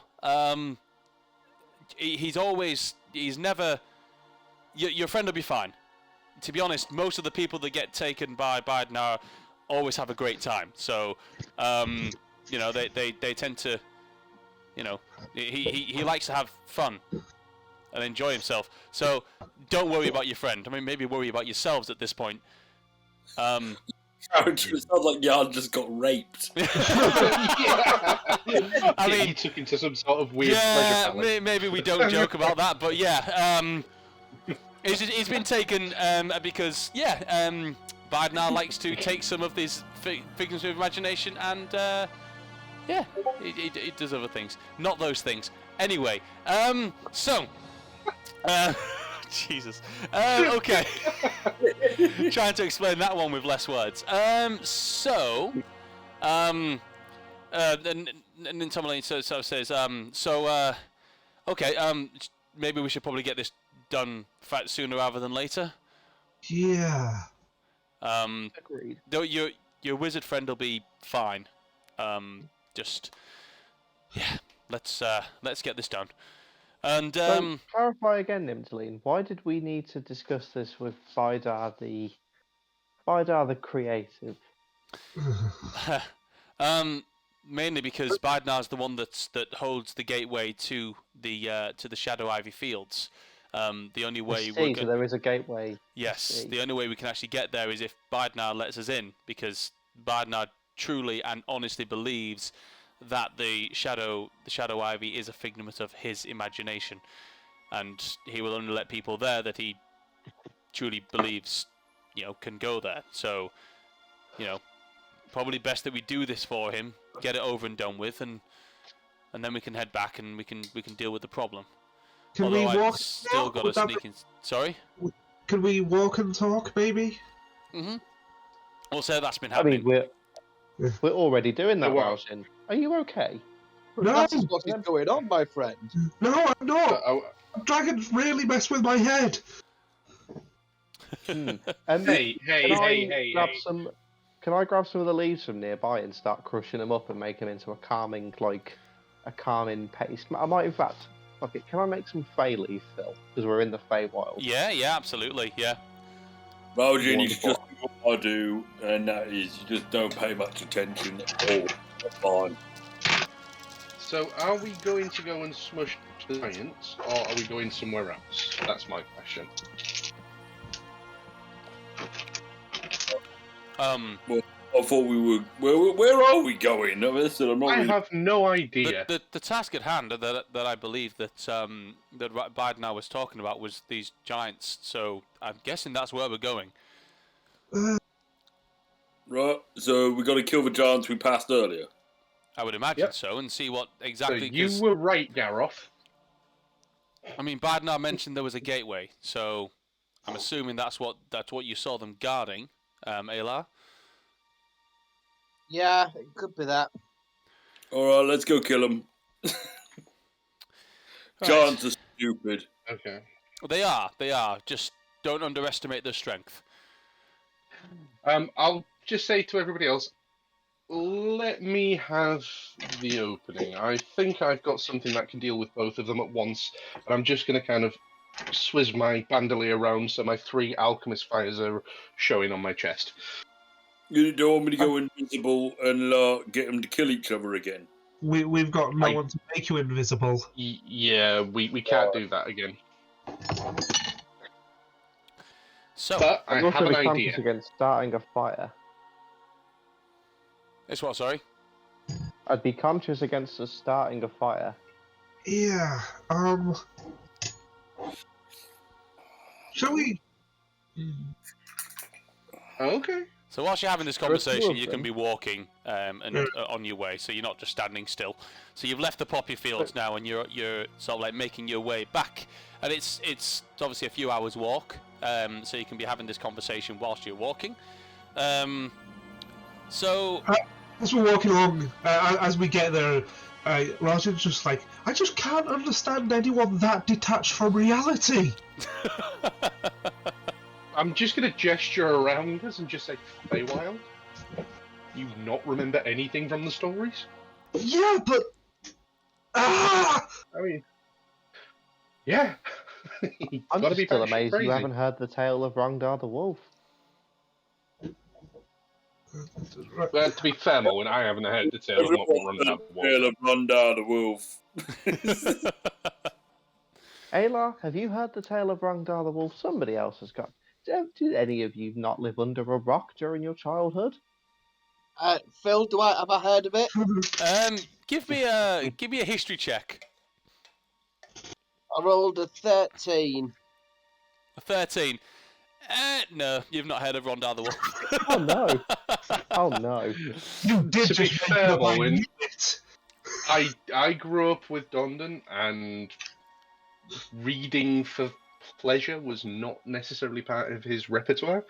It was very much fact-based knowledge books. Right. Okay. So, giants. How are we gonna kill them? Usually with an axe. Shoot him in the face. I mean, think we could I'm combine going to our agree strength. with your friends. I think we should go out all offensive, but maybe from a distance at first. You know, maybe That's get a what I few was hits going in. to suggest. There's something I've been wanting to try. Oh, sorry, what was that, Raljin? So there's something I've been wanting to try. If possible, could we sort of position them so they're back to back? Like, make them be back to back? Yeah, I mean, I'm just looking forward to getting the drop on them because I really, really want to use my last slow death with an assassinate. I desperately want to do it. I want to see what the maximum possible potential of this is. Yeah, okay. Right, one round of shooting, then I'll get in for the killing. That's a plan. Okay. So, we'll say that you've been now walking through the Feywild again for the next 3 hours. And you eventually get back to the spots where you had set up camp and slept the night before. And Eli, you sort of like direct people from there up the stream towards where where you saw the creatures. And actually, it means I can pull a map up. So if I go onto here, and hopefully you'll be able to see on the screen. Hang on, if I just go onto here and go live on here. Da-da-da. Da-da-da, and Yarn isn't there, so I'll just get rid of Yarn. How do I do that? Promptly vanishes in a puff of logic. Ooh. That's fancy. That looks Hey, good. This is Tailspire, isn't it? It is, yeah. So. Oh, dude, bravo. Is That's there amazing. So. Is there any word, just before we get into it, is there any word on when Tailspire is going to implement the Dwarven Forge, Hero Forge, whatever I it is, think Dwarven Forge? there is you can apparently do it if you have so many different programs for like importing them and stuff. It sounds a bit too complicated for me to do right now. I'm going to wait for the more official channels to do it before I actually do it. Beautiful. But yeah, I've but seen it on a yes, few different things. It looks damn good. yeah. So if I Okay. just hang on, I think I've got you on the right level. There we are. So yeah, so here you all are. So from what you can sort of see here, there's these two giants over here. They're sort of making going backwards and forwards. They don't have two heads. They only have the one head. These are the only giant minis I could get. I like how the screen shakes whenever they move as well. It's great. So they're sort of like going backwards and forwards. One of them, I'll do this one. I'll put the one with a torch on it. So the one that's lit up slightly, that one has, that's the one that's wearing a little bit more, almost like a posh what appears to be almost like a coat or something of some kind, sort of wrapped around its neck, and that it sort of like dangles down. It looks pretty nice. So it looks like it's got a bit of a posher attire. They both also have giant leaves which kind of come over their heads, which shield their faces from any sunlight coming down from above. And you can only just make out sort of like the ugly face from below. This mini here is Nymptoline, so I'm just going to leave that one there. So yeah, how would you like to go about this? So you sort of enter this sort of area. Question. Yes? Is this an accurate representation of the area, or is there more trees and forest around? This area here, there's no trees or anything around here. The trees and everything kind of stop a little bit further back. So there's so anything that's sort of like from like sort of like far behind you, yeah, there's trees, but here there's no trees in this area. It's kind of open towards this waterfall that's over here. So yeah, at the moment, in fact, everyone give me stealth checks. Ooh, yeah. 27. 27. Nice. Mine's You're invisible. 13 for Morin. Okay, 13. 19 for Ayla. 19. 25 for me. 17 for Lynx. Okay. Right, let me just roll their perception, because they are guarding, which means they are actively looking. Okay. Can't imagine they're too smart, though. No. Right, hang on a second. Let me get open Tailspire again. So, as they're sort of going backwards and forwards, and most of you rolled, did anyone roll less than 15? Yep. Morin did. What, you, Gareth, as well? What did Gareth roll? I got a whopping 9. 9. Okay, so as you're all sort of like sneaking up, one of them kind of turns, and you've got kind of to like hide, sort of like try and hide behind the rocks over here. So I'll put you all down this way. I'm gonna put Korvax. You'd likely be like the head over here, wouldn't you? Because you'd be the stealthiest. So you're probably peeking up there. Lynx is going over here, next to Ayla. That's not Ayla, that's Gareth. So I need to get used to the controls on this one. It's different. Quick question, Phil. Yeah. Mechanically. So Echo can't attack. No. However, presumably it can carry small things. I don't think. Yeah. And presumably it can drop small things from a height. Are you about to suggest that a tiny dragon is going to be like a bombing run? Yes. I love it. I want to give Echo an alchemist, 1 vial of alchemist's fire, and with the instruction to fly up and prepare to drop on my command. Just 1. I'm fully aware it won't be able to carry the full bandolier. Yeah, it'll just be 1. I mean, you can certainly try. You can absolutely try. Let me just. What was I doing? I was doing something. I forgot what it was. It doesn't have to be too accurate, to be fair. Okay. So, let me just. And my next question is, with regards to the poisons, Enfeeble Mind and Slow Death, they don't have a timer on them. But I presume if it stays active on the arrow for about 2 minutes. Oh, sorry, for about 1 minute. Usually, yes. It's yeah, we'll say so that. So in theory, I could. Just before we start, I could dip 1 bolt with Slow Death, 1 bolt with Enfeeble Mind. Okay. Yeah. Good to know. So I will be doing that as soon as we start getting into combat. Yep. Okay. So is that how you're going to start this? Are you going to start this with a bomb drop? I'm going to suggest it to the party. I'm going to start it with a bomb drop and a shot to the face.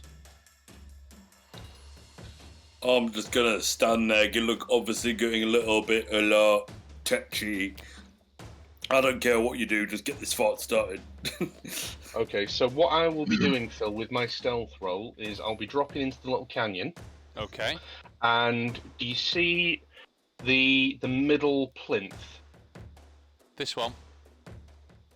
The one in the middle, yeah. So I will probably be stealthing down, Okay. going the other way, around the other side, so I'm not in line of sight. Oh, right. So No, you're down other way that round. way. Yeah, Other yeah. way round. And I would be ending up around about there.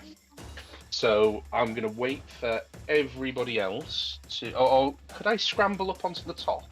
That doesn't look like it's a massively difficult climb. You can, but you would have to give an athletics roll to do so. Okay, I'll do that. I'm So going to that cast would Gift be of Alacrity whilst he's doing that, just because I'm 17. assuming we're preparing for fight. Okay. So, what does that do? Is that a plus to dexterity, or is it? Do I roll with advantage? No, Gift of Alacrity, I think, is happening on Morvid only, isn't it? Oh, right, Yeah, okay. it gives me a plus D8 to my initiative. Yeah. Oh, sweet. Okay, so So- 17 for acrobatics, you said. So plus 9, so 26 to climb up. 26. Right, you successfully climb up, but I would also like you to give me a stealth roll whilst you do it. Okay, 14 plus 9, which is 23. 22. So I'm going to be Oh, basically God, yeah. laying prone. Yeah. And I'll be tapping my alchemist's. Sorry, I'll be tapping my hat to make me look like a rock on top there while I'm Okay. laying prone. Can you also give me a stealth check for Echo? Well, she's going to be high up. Okay.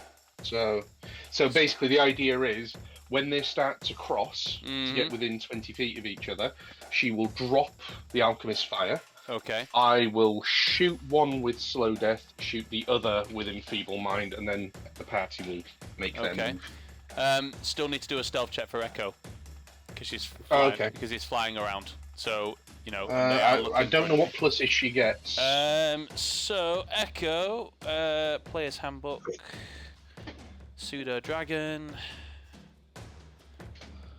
Do. I believe it's Player's Handbook. Yeah. Yeah. Dexterity, Stealth +4. Okay, so it's 14 on dice, so 18 total. 18. Yeah, that succeeds. So he's gone unnoticed. So he's kind of flying above. Right. Tell me the position that you want Echo in, and everyone else. What's your marching order as well? Okay, so I would like to be to the right, just sort of like on the corner. Yeah, so still hidden, but like half cover. Yeah, Not that's like fine. Yeah, that's Yeah. fine. Yeah. And I'd like Lynx next to me as well. Yeah. I would like to push Rajin out the way, as I'm going to be the first running out from that corner. I'm Okay. not. You can go over this way if you like. Yeah, So well, Wouldn't there's a Gareth slight- go down and follow my path round to where I was? Do you want to do Yeah, that? I- So you're going to go down yeah. there? Right, okay, Gareth, give Yeah, me so a the- stealth check. Uh-oh. Okay, that is a whopping 14. Oh, Ooh, hang on. I mean, it's better than I was expecting. It's not in line of sight, so hopefully. Okay. As you jump down, and you sort of like go in sort of like to get yourself into position, one of the giants' heads turns towards you. You hear, Gareth, because... Do you speak giant? I do. I'm You the only do. one that speaks giant. You are. You hear, yeah, everyone else just hears kind of like a moan, like... To you, Gareth, that sounds like, I heard something over there. Check it out. So, this one is the one that said it, and this one is then going to turn his attention and start walking this way. Gets to about there. When they get when he gets to about 20 feet to where the other one is, so as he was walking, that's when I would send the instruction to attack to do the Okay. drop. Just before So you do that, basically because the all of this is happening simultaneously. So Mulrin, where do you want to be when all this is going on? I will poise myself to Misty Step next to Korvac. So you're going to sort of go to here, and are you just gonna? Are you going to Misty Step across now? I'll Misty Step. I'm assuming Corvax has told us about the plan for Echo to drop. It would have been, yeah. Fire. Yeah. Yeah.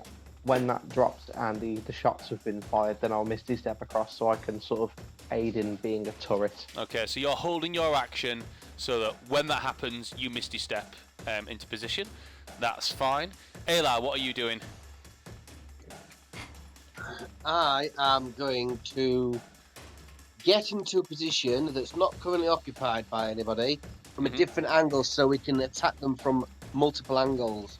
Okay, so would you like to be over this side? Yep. Okay, so you're over this side, sort of hiding this rock just at the side here. You've got the high ground. Arrow ready. Okay, and I'm going to say Nimtaline is going to... Let me just see what his strengths are. Ooh. Okay, he's going to go up, sort of like follow you, Maureen. He's going to step up onto the side here with you next to you. And I'm fully aware this is a female model. It's just, you know, the only other elf I could get. So he's going to sort of step up onto there, and he kind of looks to you as if to sort of follow your lead. Right.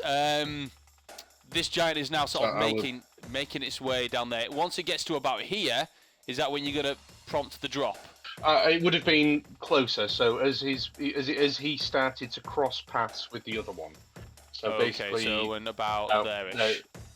Yeah. So the Echo would be dropping the Alchemist Fire in the middle. Okay. So I'm trying to turn it around. It is turned around. There we go. Blooming thing. I think that's one thing I need to sort out on this game is I can turn them around. So yeah, you drop the Alchemist Fire down here. So as you guys are sort of getting yourself to position, one of them starts walking towards, walking this way. If I can turn him around, that'd be even better. So it'll be literally in the middle between both of those. Okay. And I'll have dipped both my arrows, so I am literally waiting. Okay. The Alchemist Fire falls, and I believe it's 8d6 damage, isn't it? So are you dropping it right in between both of them?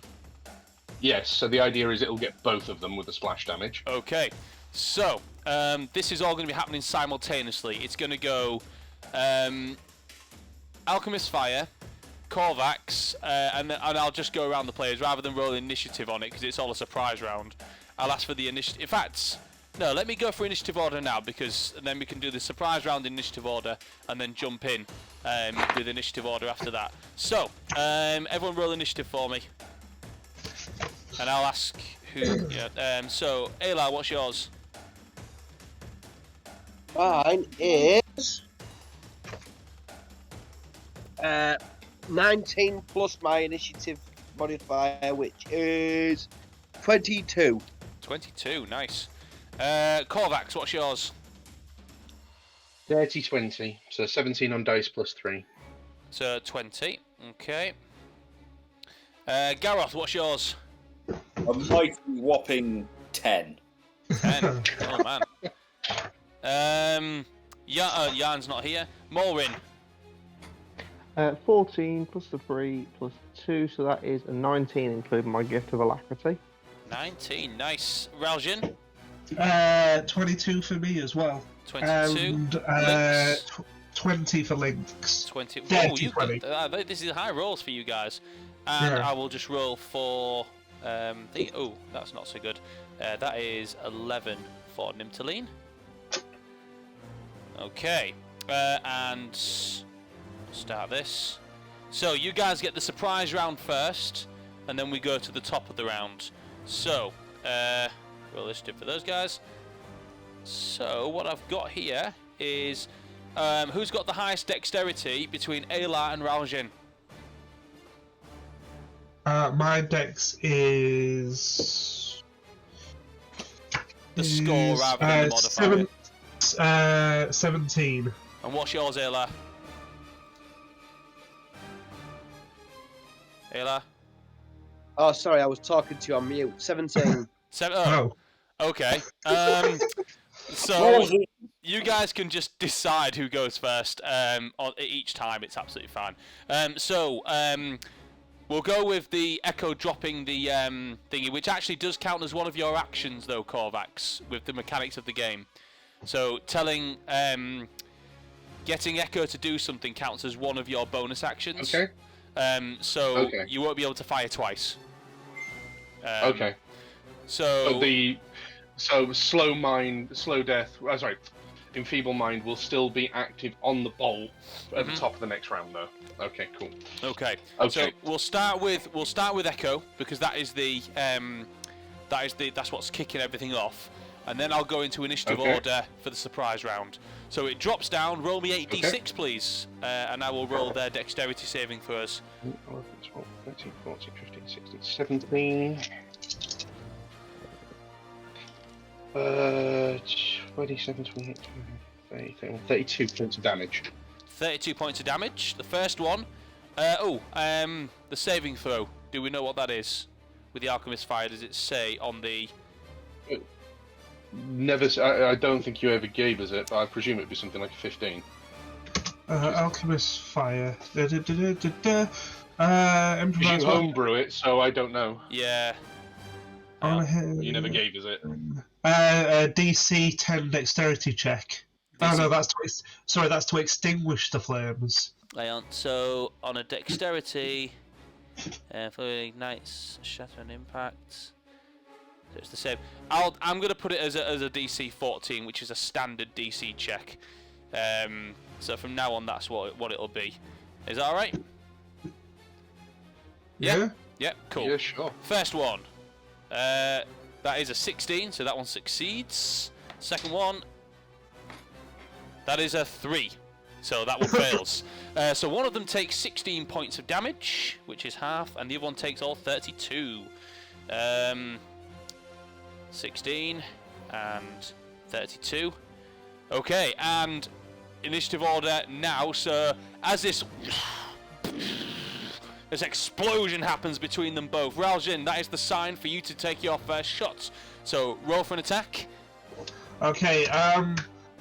Is this still a surprise round? This is the surprise round, yes. Okay. I'm actually using my... Wait, do I get a bonus action in a surprise round? I do, don't I? Yeah, you all get your normal attack, yeah, during the surprise round. So I'm casting Hail of Thorns. Okay. As my bonus action. And then for first attack... That's... good dice.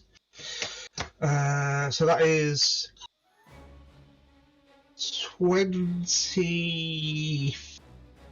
No, hang on.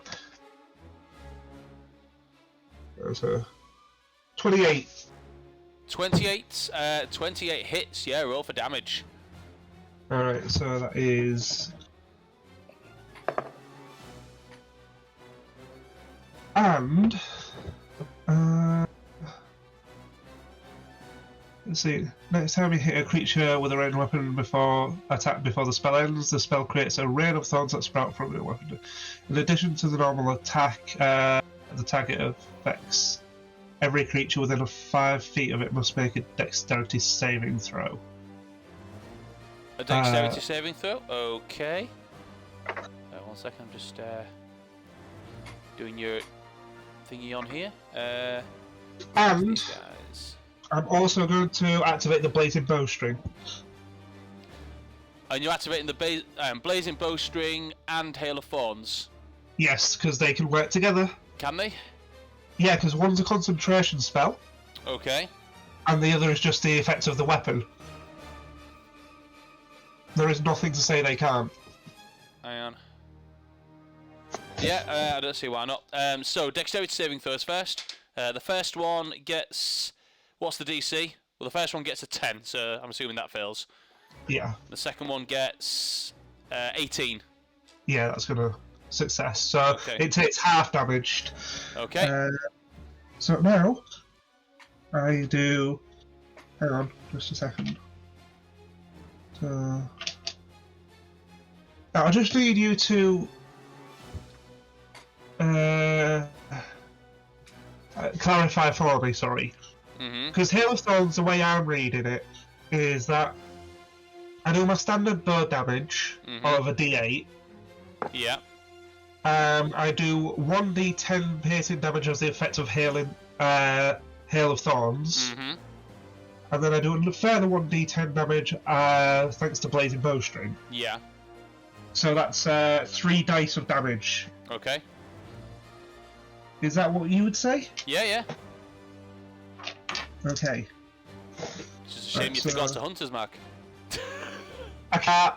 Oh, yeah, because of your... Yeah. Because of Hail of Thorns, yeah. Yeah. Alright, okay. That's pretty broken. It could have been better because of the... Yeah, so that is... and I do add my dex, don't I? Yeah. Yeah. Alright, so that is...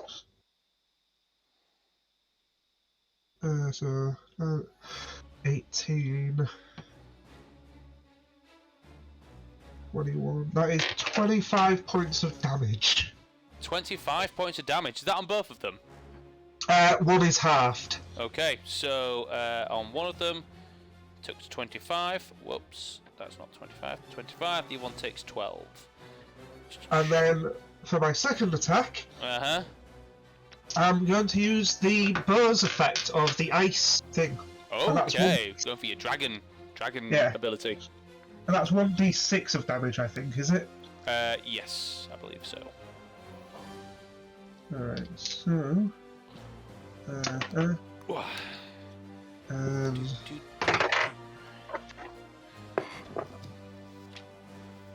Apologies if you guys can hear my cat purring. No, we can't hear it, but cute. My real life ranger companion's been a bit of a pain in the ass. So. And the second attack, that is 20 points of damage. 20 points. Which one's that on? Hail of Thorns again, so it's on both. Oh, right, okay. So that'll need another dexterity throw, won't it? Yeah. Yeah, so one of them fails, and the other one succeeds, in the same order. So 20 on that one, and 10 on that one. Okay, that is your turn, and then we go to Elias, your turn. Okay, would a walloping arrow work on these big fellas, or would it be a waste of time? Walloping arrows, I believe, no, with these ones they'd be too heavy. It would knock them back maybe 5 feet, but not the full 10. I'll use a +1 arrow instead. Okay. So I'm gonna try and use my arrows. Okay, go for it. Okay, I'm rolling. That's that's a 6. Oh. So hang on, I've got to do my mathematics. Longbows. That's a 15. 15 hits. Oh. These guys do not have much in the way of armor. They are very easy to hit. Okay, good. So I roll for damage. Is that correct? Yep. 1d8 +4. That's an 8 +4 is 12 +1 is 13. 13 points of damage on the closest one. Yep. Okay. So do I roll again? Second attack. Yeah, go for it. I want a better score than the last one. 11 +9 is 20. That hits. Roll for damage. It's 6. So that's 6 +4 is 10 +1 is 11. 11 points of damage. Okay. That's your turn. You're not doing any movement, or are you staying where you are? Hang on a minute. Let me just have a quick look at the old screeny foozly. Could I hop up onto that rock? No, that's not sorry. me. That's no, someone no, else. I know it is. I know. Sorry, I was... There we are. Yeah, Onto there? Yeah. Yeah, give me an athletics roll. Oh, I'm pretty good at this sort of stuff. Let's just check my athletics. It is acrobatics. Athletics. Oh, can't it be acrobatic? No, Oh, athletics. it's, right. It's the same thing. It's the same. Still a plus. It's still a good plus. It's +3. So. What if I said? What if I said I rolled and my pluses? I rolled 8. You will lose half your movement climbing up. Okay, So by the time you get up there, well, more than that. So by the time you get there, you only have 5 foot of movement left. That's fine. So you get up there, and you can probably move 5 foot that way. Yeah, that's fine. I was going to do something a bit more extravagant, but I made a hash of it. Okay, and that's your turn. So Kovacs, it's down to you. So if I just zoom into you. Okay, so I've only got one attack. So Yes. have I got a clear line of sight towards the caster type one, or would that be under cover? There isn't a With the caster other one. type. They both just appear to be wielding big stone clubs. Okay. So In that case, then, can you give me a DC 14 Constitution saving throw, please, for the one in front of me, directly in front? are you gonna fire first? Well, okay. See if you hit. 17 plus. That hits. Yeah. Stuff. Okay. I'll roll for Constitution. Constitution. Yeah, DC Okay. 14. That It's in slow death. that succeeds. They Okay, so roll a it- 20. So slow death has 24. no effects. So all of this with assassinate comes into play. So 5 plus.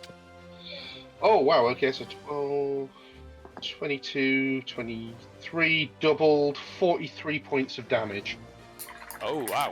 Okay. 43 points of damage. Why is it doubled? Assassinate. Oh They right. haven't gone yet. Ah yes.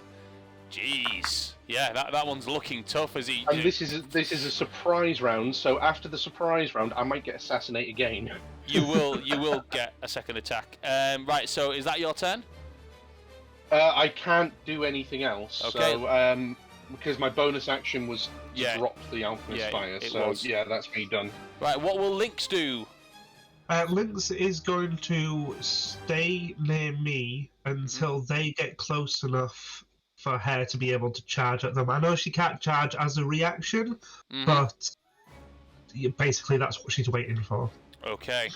Right. Okay. Morin, your turn. Sorry, I'm here. So, I will Misty Step across to where Kovacs is, Okay. Oh, wrong one. Do-do-do. and then. Oh, sorry, the cat is watching the stream as well. I will require a DC, hold on, 15 Wisdom saving throw. DC. The one closest to us, is that the one that's took the most damage? Yeah. Yeah, so that one needs to make a DC 15 Wisdom saving throw as I can't hold it. 16. Actually, wisdom. Hang on. Yeah. No, sorry, 18 with wisdom. Oh, what? Sorry. So, with that, I'll do now else. Nothing else. Okay. And Nim is going to do the same thing as you. He's going to, but he's actually going to jump down onto the ground behind you, Gareth. And he's going to hold his action for when Gareth attacks. Right. Or for when it gets close enough. Gareth, it's your turn, but before you go, give me a perception check, please. 13. 13 is actually enough because of what it is and because it catches your attention. The giant over here, the one that's kind of ordering the other one around, it's wearing this something around its neck, something long and floaty. It catches your eye for 2 reasons. First of all, long, floaty, shiny, looks nice. Second of all, it looks familiar. You've seen it before, worn on somebody else. This is very, very, very familiar, and from what you know, he created this himself, so it's a very unique item. Looks very much like your father's cloak being worn around this giant's neck. Alright, he's dead. It's kind of hanging off and sort of floating. It's a bit dirty, and but it's absolutely pretty much what it is. So yeah, that's on this guy over here. So with that knowledge, what would you like to do? So the closer one's not the one with it. No, the closer one is already half dead. taking quite a pounding from everyone else.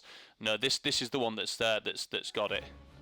Right, I'm just gonna say I want that second one alive for questioning, and then I'm gonna go into a rage. Having seen that, I'm gonna run, jump up, and go and have a go at this fucking thing. 10, The 15, closest 20. the closest one. Okay, 25. This one. Yeah. Okay, go for it. Give me an attack roll. Well, obviously reckless. 19, Hits. Roll for damage. which is a crit. Oh yeah, God, I forgot about that. I'm just going to go ahead and hover over the kill button. Tell me what your damage is. I'm getting my D12 out. Just give me a sec. Come on, 12. Come on, 12. Okay, well that's an 11. Ooh. And that's a 9, because if you remember, my damage dice for my weapon get doubled on a crit because I'm an orc. So that is 20. We're breaking Phil's favourite toys again. 51 points of damage. Yeah, I mean Holy. that one is dead. Oh, no. How would you like to kill it? Well, actually, it's 61 points of damage. I forgot about Great Weapon Master. Okay, it's even deader than dead. It's Well, I'm going to run up to it. I'm just going to jump up onto his chest, like embed my axe into its head. As it like throws the like club up in the air, I'm going to jump up, kind of clip his club with my axe, and then drive it down, basically crushing his head with his own club. oh, it kind of crushes down into it. And Yeah. I'm just going to go, you. The other one looks over at you. Actually, as it does, you notice just underneath its hood a giant glaring yellow eye staring back at you. And let me just get my thing up. As you stare at it, just give me a charisma saving throw. Ooh, 17. Oh, you bastard! You succeed. You notice this giant, like it's huge. One of its eyes real small and closed. This one's real big and sort of staring at you. And as it sort of stares and glares you down, it almost appears to be peering into you. You just close your eyes and turn away from it, but then kind of look back up a bit, avoiding eye contact. It doesn't appear to have taken any effect onto you. With that, it would be their turn, but that's the end of surprise round, which means we go back to Raljin, and now we're in full battle round now. So Raljin, your turn. Yeah, Actually, no, hang on, sorry, Garroth. You only did one attack. Do you do anything else? Do I have any movement to get in combat? You only have 5 feet, so you wouldn't be able to get that far. Could I jump?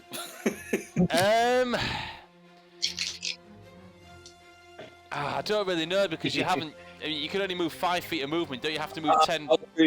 No, I could. No. So unfortunately not. So I'll make myself 5 foot closer to him. That's the best. 5 foot closer. 5 foot. There we go. Right, Raljin, your turn then. Yeah, okay, so I'd like to hop up onto this thing near me. Yeah. I want to take him alive. I want him. Okay. So now that I've used Hail of Thorns, it's no longer active because it only lasts 1 round, even though it's a concentration spell, which is really annoying. But, so I will cast Hunter's Mark on it. Okay, it is now Hunter's marked. And I will aim to disable rather than kill. Okay. So. Just real quick, because you have the dragon bow stats. How many times can I use my ice thing? I'll just double check. Because I don't have that book. You do not. You need to get it. It's cool. Gift of Draconic Gifts. Scaled Ornament. Dragon Wing Bow. 1d6 ice damage. Oh, No, man, I forgot my +1. Oh well. In tips, when you hit with this an attack roll using this magic bow, the target takes an additional 1d6 ice damage. It's all the time if you activate it.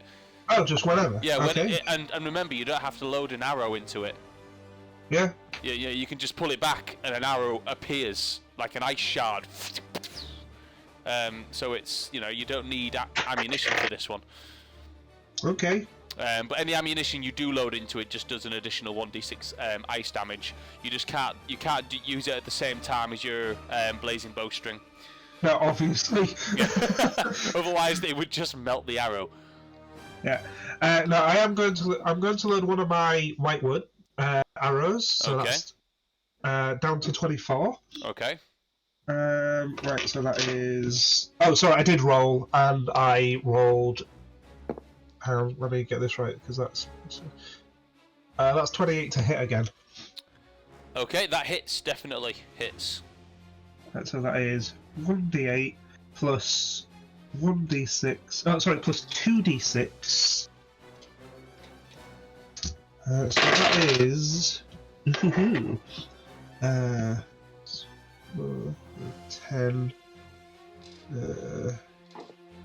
It's not as good as last round, but that is 14 with my first attack. Okay. 14. And that is 19 to hit. 19 hits. Roll for damage. Sorry, I am using the ice thing again and a whitewood arrow, so Okay. that's 23 I'm down to. That is 8, 12, 17, 19 points of damage. 19 points of damage. Nice. Okay, that's the end of your turn. Round 2, Ayla, what are you doing? I'm going to kill it. Are you just firing from there?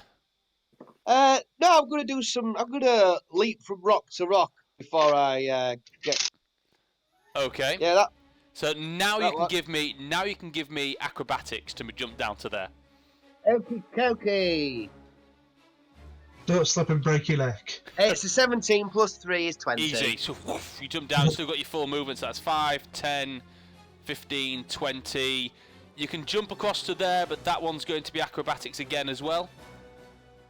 Yeah, go on. Go on then, so give me another acrobatics check. It's 11 plus 3 is 14.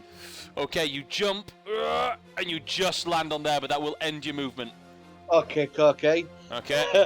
I'm going to fire 2 arrows in its pretty face. Okay. Give me an attack roll. It's got 2 heads. It's only got one head. It's just I haven't got any minis for the specific Fomorian creatures. Right. It's fine. So the first one is a 9 plus 9 is 18. 18 hits. Roll for damage. Come on, really good job. I've got such good. I know. Additions. 3 plus 4 plus. So 3 plus 4 is 7 plus 1 more is 8. 8 points of damage. Yeah. Okay. 8 points of damage. And second hit. So that's 15 plus 9, 24. 24 hits. Roll for damage. 6 plus 4 is 10 plus 1 is 11. Okay, 11 points of damage. 2 plus 1 arrow. Okay. Korvax, your turn. Okay, so I've heard the instruction to take him alive. Okay. So I'm going to use my arrow of enfeeble mind. Okay. And so actually that misses. What'd you roll? 5. Ooh. So 5 plus lots is still not enough. Hang It's on, not enough to it hit. might be. What did you? Okay, so 10. 5. Just plus 5. Okay, so it misses. Yeah. So yeah, you fire it and It flies off and misses. Okay, so that's my enfeeble mind gone. So I'll take the second shot. 15 plus 5, so 20 to hit. That hits. So Assassinate's still in play because it hasn't taken a turn yet. Okay. So I get sneak attack, which is 5, 10, 12, 13, 14, 15, 16, 17 doubled, so that's 20, 34 points of damage. Okay. He's looking And rather weak. it was going to be like non-lethal. Okay. In the sense that I was deliberately trying not to hit it in the face. That's fine. Right, Lynx. What's Lynx doing? Lynx will, now that the others are going in to engage, she will move her full movement towards it. Okay, so we've got 5, 10, 15, 20, 25, 30. 40, she gets 40 feet. Okay, sorry. 35, 40. All the way there? She won't get an attack. Is that 40 feet away, just roughly? To there? To the giant? To the giant, it'll be less than 40 feet. In that case, she's going to stay there. Okay. So she can charge her next attack. Okay. Mulrin. What would you like to do? Let's have a look. Right. Could you zoom out a little bit for me? I can't, so I went for action cam. It was very cool. Just trying to gauge the distance. Top down view. Age-old trick as always.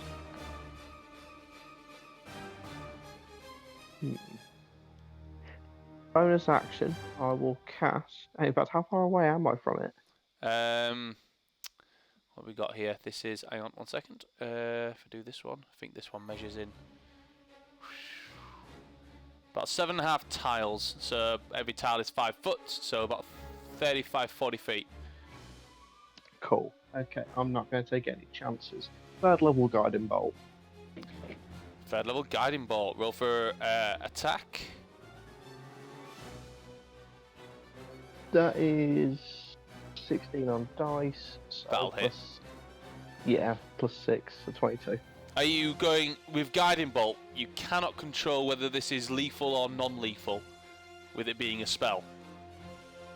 Just so you know. Do I want to be controlling it? Have I missed something? Well, Gareth did shout out he wanted it alive. Fair point. Am I likely to kill it? That's a big question. It's looking quite weak.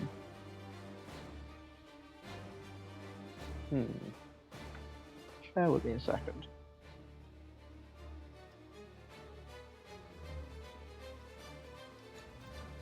He's trying to calculate his average damage, isn't he? Yep.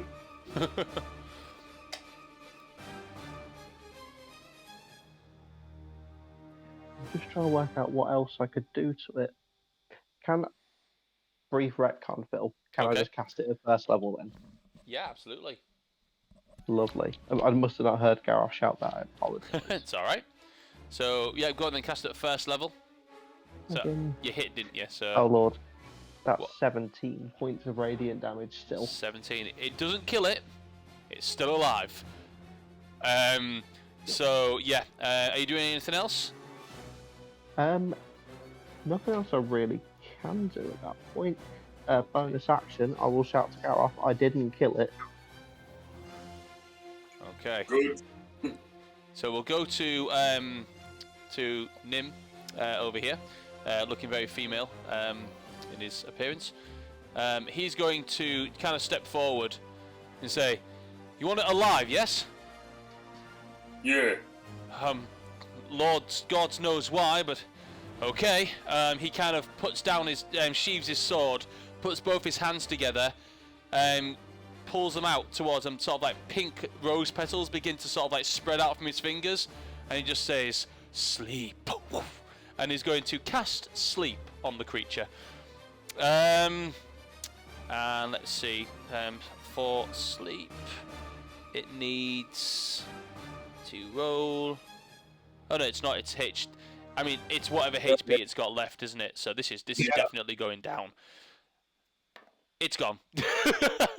And as it sort of casts it, the rose petals go past you, Gareth, and sort of like enter underneath the creature's nose. It kind of starts snorting around and start wafting its hands around, trying to get the rose petals out of its face, until eventually it kind of falls backwards and succumbs to the spell and falls asleep on the ground. If I can do a status, hits the ground, falls asleep.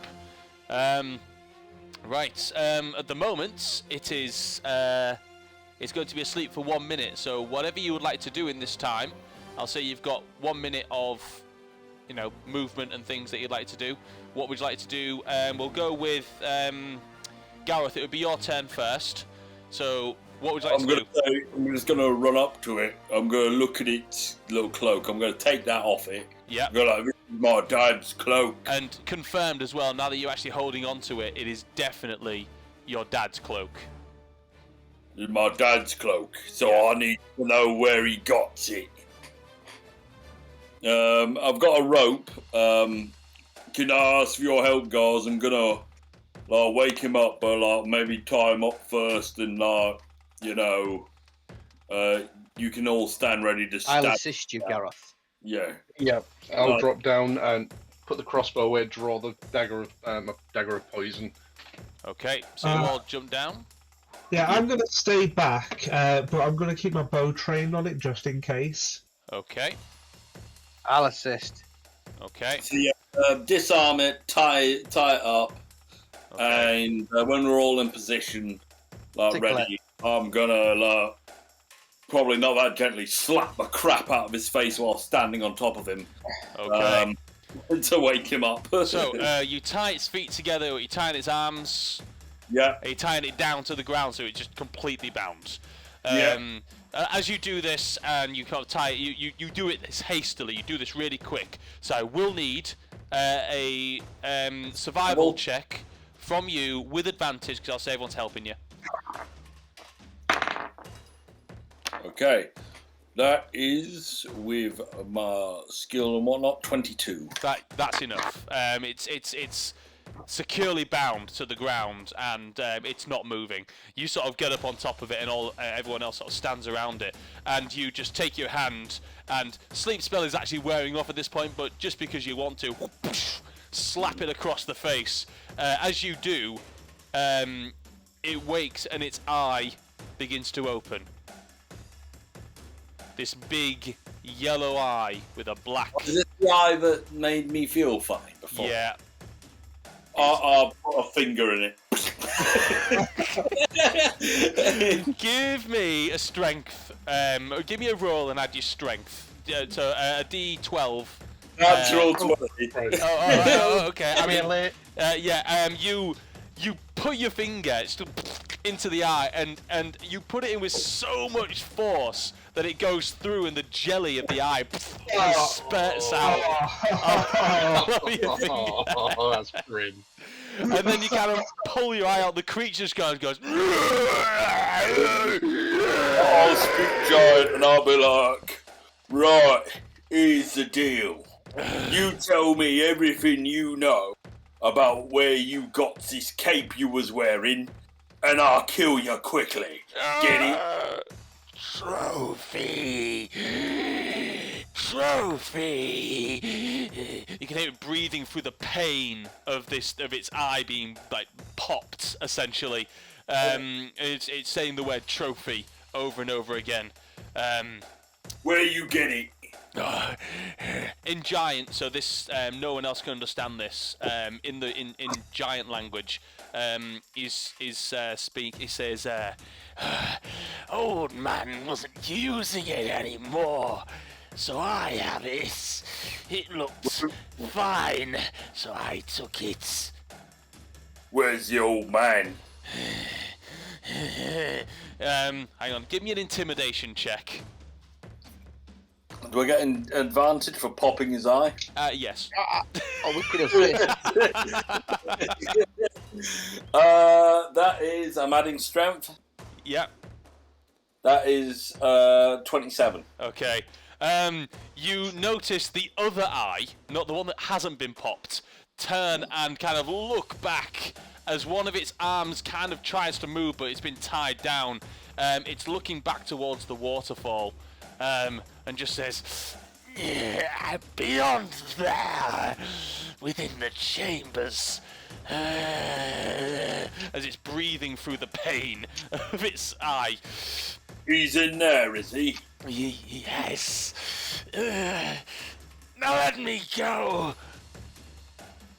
Very well. I'm just going to turn Morland and Korvac to say, like, he says that my dad's past that waterfall there. Anything else I should ask him?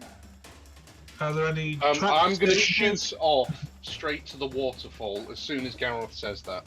Wait, what? Okay, you head off over to the waterfall. It's almost like quite a slow flowing waterfall. Not like a torrent. It's kind of like just pouring down from the top. You can sort of see that beyond it there appears to be a dark cavern just past it. Okay, so with my dark vision of 60 feet, can I see any movement in there? Can I hear any movement? You can't see or hear any movement. Your dark vision doesn't work too well because the water's still obscuring it. You'd have to sort of step past the water in order to get a better visual. Okay, I'll go as stealthily as I can in past the waterfall. Okay, give me a stealth check. I don't have a map for this, so I'm just going to come off here for now. 12 plus 9, so 21. 21. With a 21, you managed to stealth into the room. There's it's almost like a natural-made corridor, but you can kind of see there's pillars and like an archway that kind of comes over. That this used to be was probably something more quite a long time ago. It's kind of eroded away a little bit since then. Once Korvax disappears into the waterfall, I jump down and rush to catch up with everyone else. Okay. As you continue going in, Korvax, you notice there's like the room begins to kind of shimmer as you kind of walk past this archway, and almost like there's a change in the area.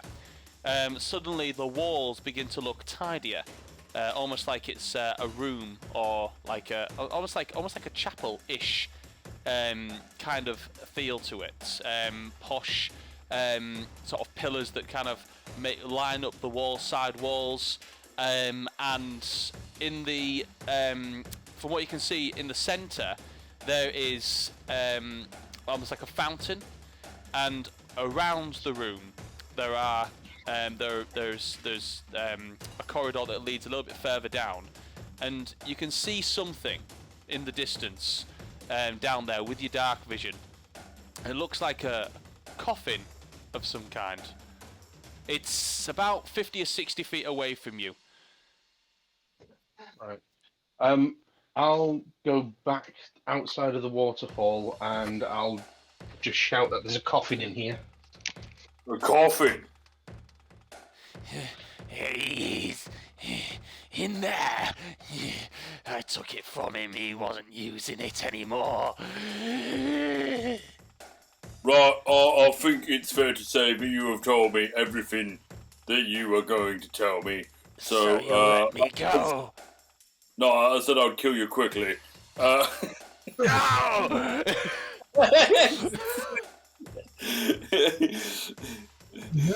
Like, you did disrespect my dad, so first of all, I'm gonna rip out your tongue with my arm, and I'll just rip out his tongue with my hand. You pull it out, this huge tongue, which is easily the size of your forearm. Just pull it out of his mouth and put it on the floor. All you can hear painful gargles of. And yeah, then I just like take my axe and I just bury it into his skull and just finish him. He just, as soon as it goes in, his body just rigids up and then just kind of flops flat down on the ground. Yeah, it's definitely dead. I press the axe a bit and get his body to twitch a little. Okay, yeah, it does. It twitches. Check to see if he's got any keys or anything on him. Phil, whilst they're doing all this torturing and murdering, Yeah. I'm going to check the other giant just to see if he's got anything on him at all. It might Okay. be useful. Yeah, that's absolutely fine. Right, sorry, 1 second, just close that. So, you go and loot the giants, and on the giants, as you have a good loot, you do find some interesting stuff. Let me just get my book. Where is it?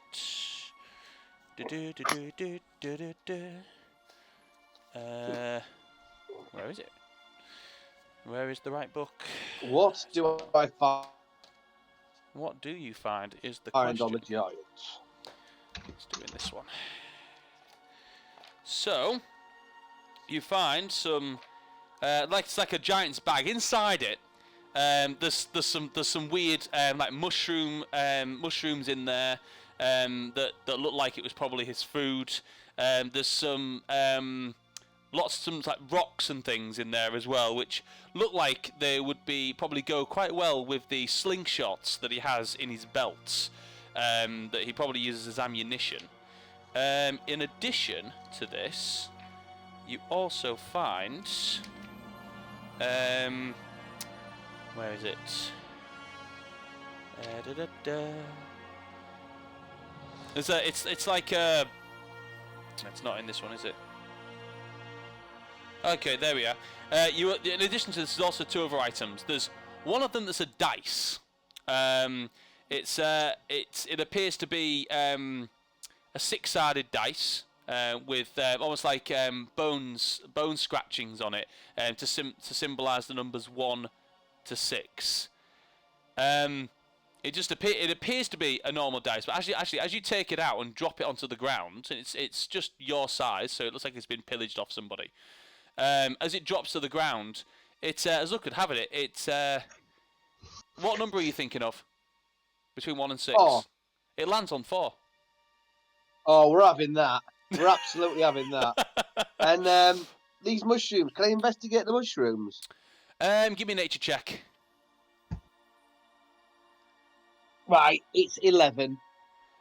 11. They appear to be mushrooms. You don't know if they're edible or not. You can't Well, tell. I want to keep them and let Mulrin have a look at them. Okay, you give Maureen the mushrooms. Always for the best. Oh yeah, always for the Always best.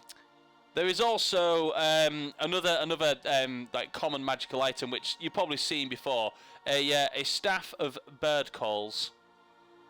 Which is a wooden staff decorated with bird carvings.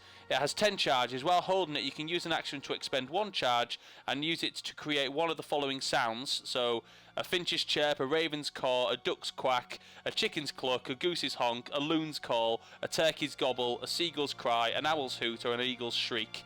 The staff regains 1d6 plus 4 expended charges daily. Can I give it to Mulrin? If Maureen wants it. Mulrin, I got a magic staff. It makes bird noises. Would you be interested? You know what? I'll take a magic staff that makes bird noises. You also find what appears to be about 150 gold's worth of precious stones. Right, we'll share that amongst everyone. You also find about 200 gold's worth of precious stones on the other giants, as well as a ring that's, well, it looks like a very nice ring. Well, you can't really ascertain anything else at the moment, unless you wanted to do a bit of deeper looking into it. Yeah. Okay. So, the ring itself, you actually can't tell what it is, Aylar, without having the identify spell. So unless let Mulrin have a look. Yeah. Maureen, do you have identify Maureen, yeah. prepared today? I always have identify prepared. Oh. Right, Mulrin, I found this ring. Could you have a look at it? See if you can identify what magical properties it may have. Absolutely. I'll even cast a spell slot just for you. Thank you very much. Right. Cool. As a spell slot, it's instantaneous. I'll also, I'll use the fluff description. So Maureen pulls out a pearl, and he'll sit down with the ring, put his shield on the floor, and like balancing the ring and the pearl onto them, but sort of focusing on the ring until he gets the answer that it is. It is. A ring Sorry, I need to get the description up because I had the wrong book prepared. Morin keeps staring. He's thinking intensively about this ring. He thought he had the answer, but he's not immediately sure about it. Yeah. Hang on 1 second. Right. Morin continues to stare. Ayla, this is a good ring. It is a good ring. It's an okay ring. This is a ring of swimming that you have found. It is a ring of swimming. Swimming. Essentially, you have swimming speed of 40 feet while you wear this ring. So you can swim 40 feet. These are all common magical items, by the way. They're not massively special, but yeah, they do have some magical properties. I'll be gesturing for Garroth to kind of come this way because of the coffin where his dad is. This giant. I'm running off in Korvax's direction to check the coffin. Okay. So you guys head off into. Are you all following, or are you all staying outside? I'll follow once I'm happy that I've emptied the pockets of this giant. 350 gold and the items that you that I've just said.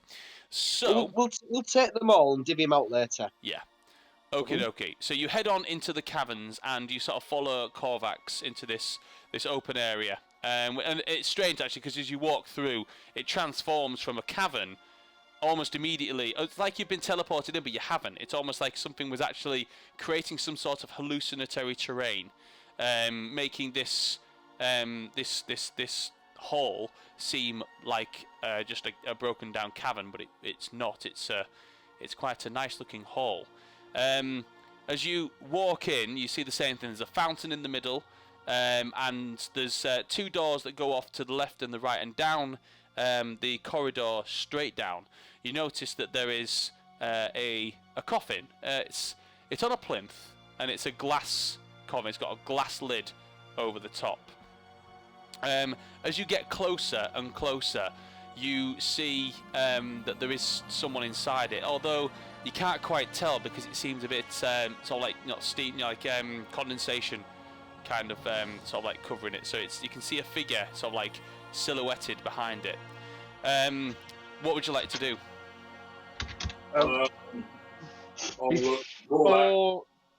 Before Gareth goes closer, I'm going to go and check it for traps and everything. Okay, give me an investigation check. Well, I'm rushing here, so it's not good. 10. 10. It's enough to know that it's not trapped. And Ash, I am aware that it's getting around to the time when you have to go. I'm trying to wrap it up around about this time, and sort of something needs to happen at the end of this, and I kind of want people to be here for it. Do you need to rush off tonight? Kind of do, because I've got to be up early to get to York tomorrow morning. Okay, so I'm just conscious. So I'll try and get 10 or 15 minutes. Is that enough, or do you want to go before then? Yeah, that'll be. Is that That'll right? be fine. All right, let's see how we. While I just feed the cat. Let's see how we go with this. Let's speed this up. I'm opening it. Okay, you open it up, and surely enough, inside the coffin, you see your dad, Osran the Explorer. He's laying there, quite still. He's kind of got his hands on his chest, and he's what appears to be in a sleep state. Everyone's sort of in the room, including Nimtaline, who's kind of looking over. Don't touch him. No, don't touch him. I'm going to I'll grab his hand.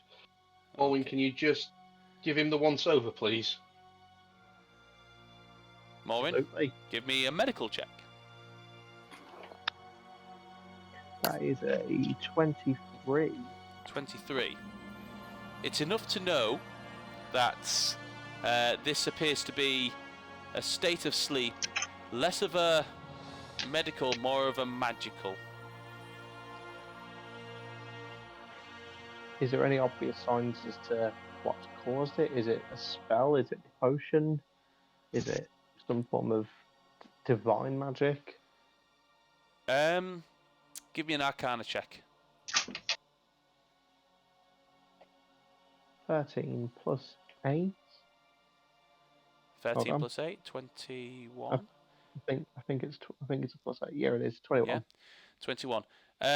This is definitely some sort of divine magic that's causing this this particular magical sleep.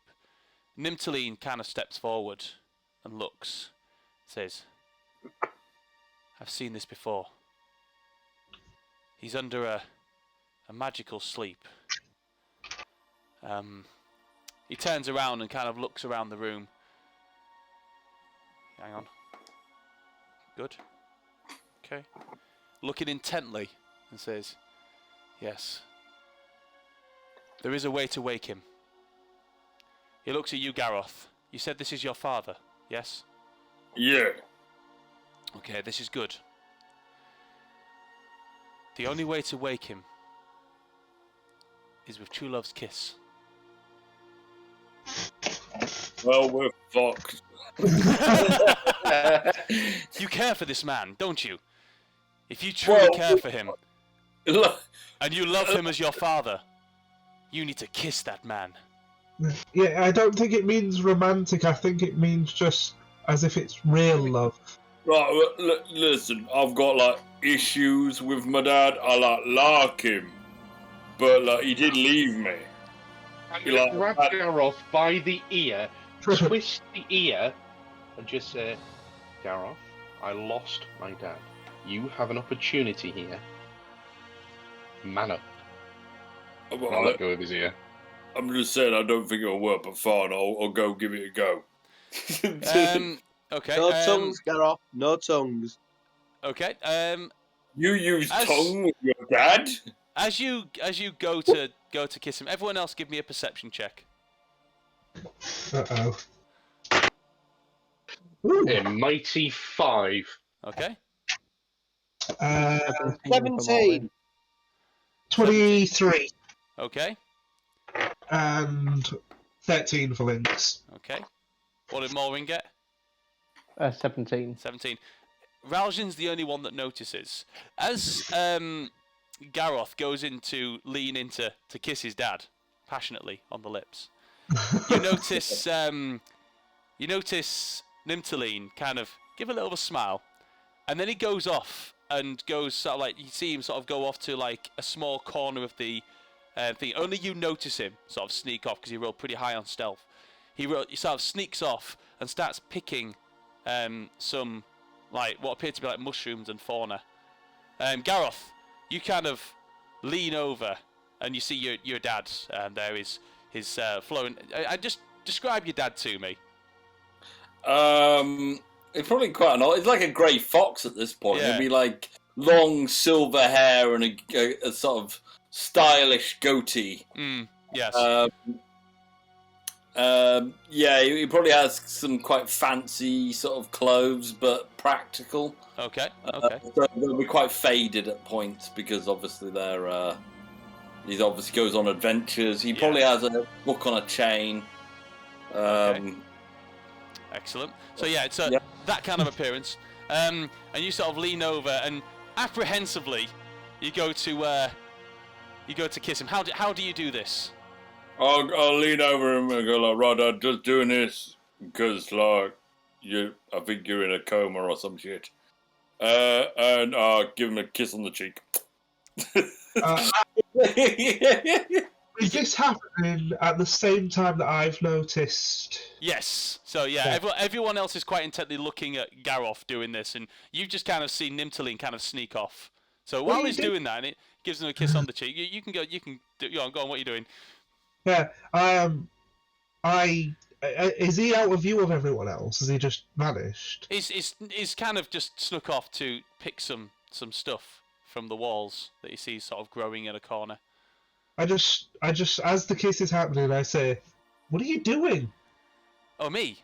Oh, okay. I'm just, I'm picking the ingredients that he's going to need to make the cure to that sleep.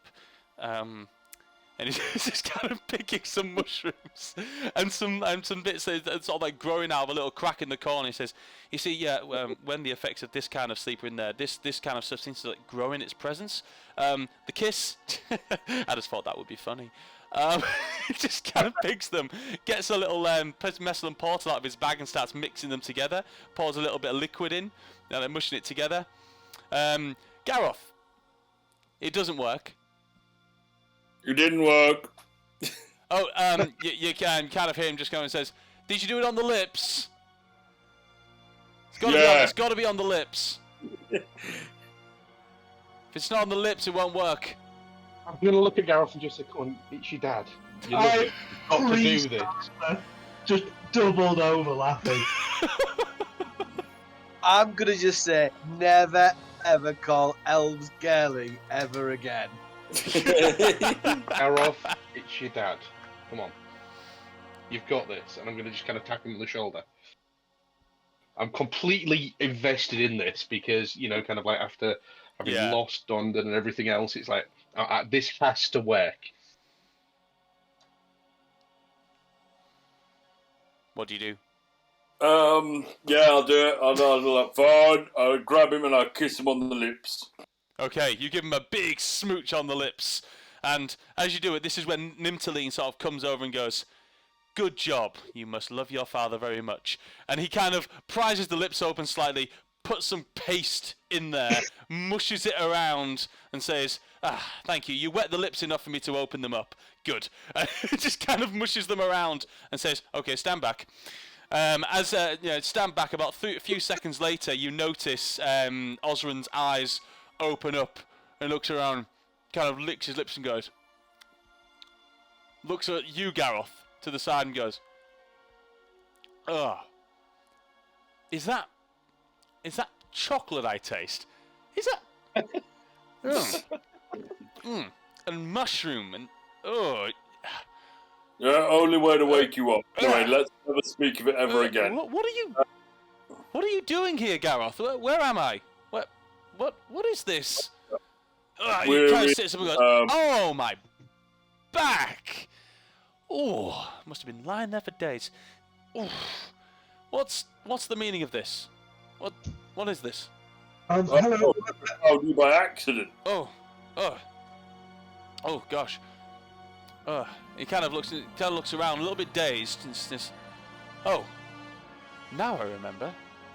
Oh, I was on a mission, and then I came across a man, quite charming fellow.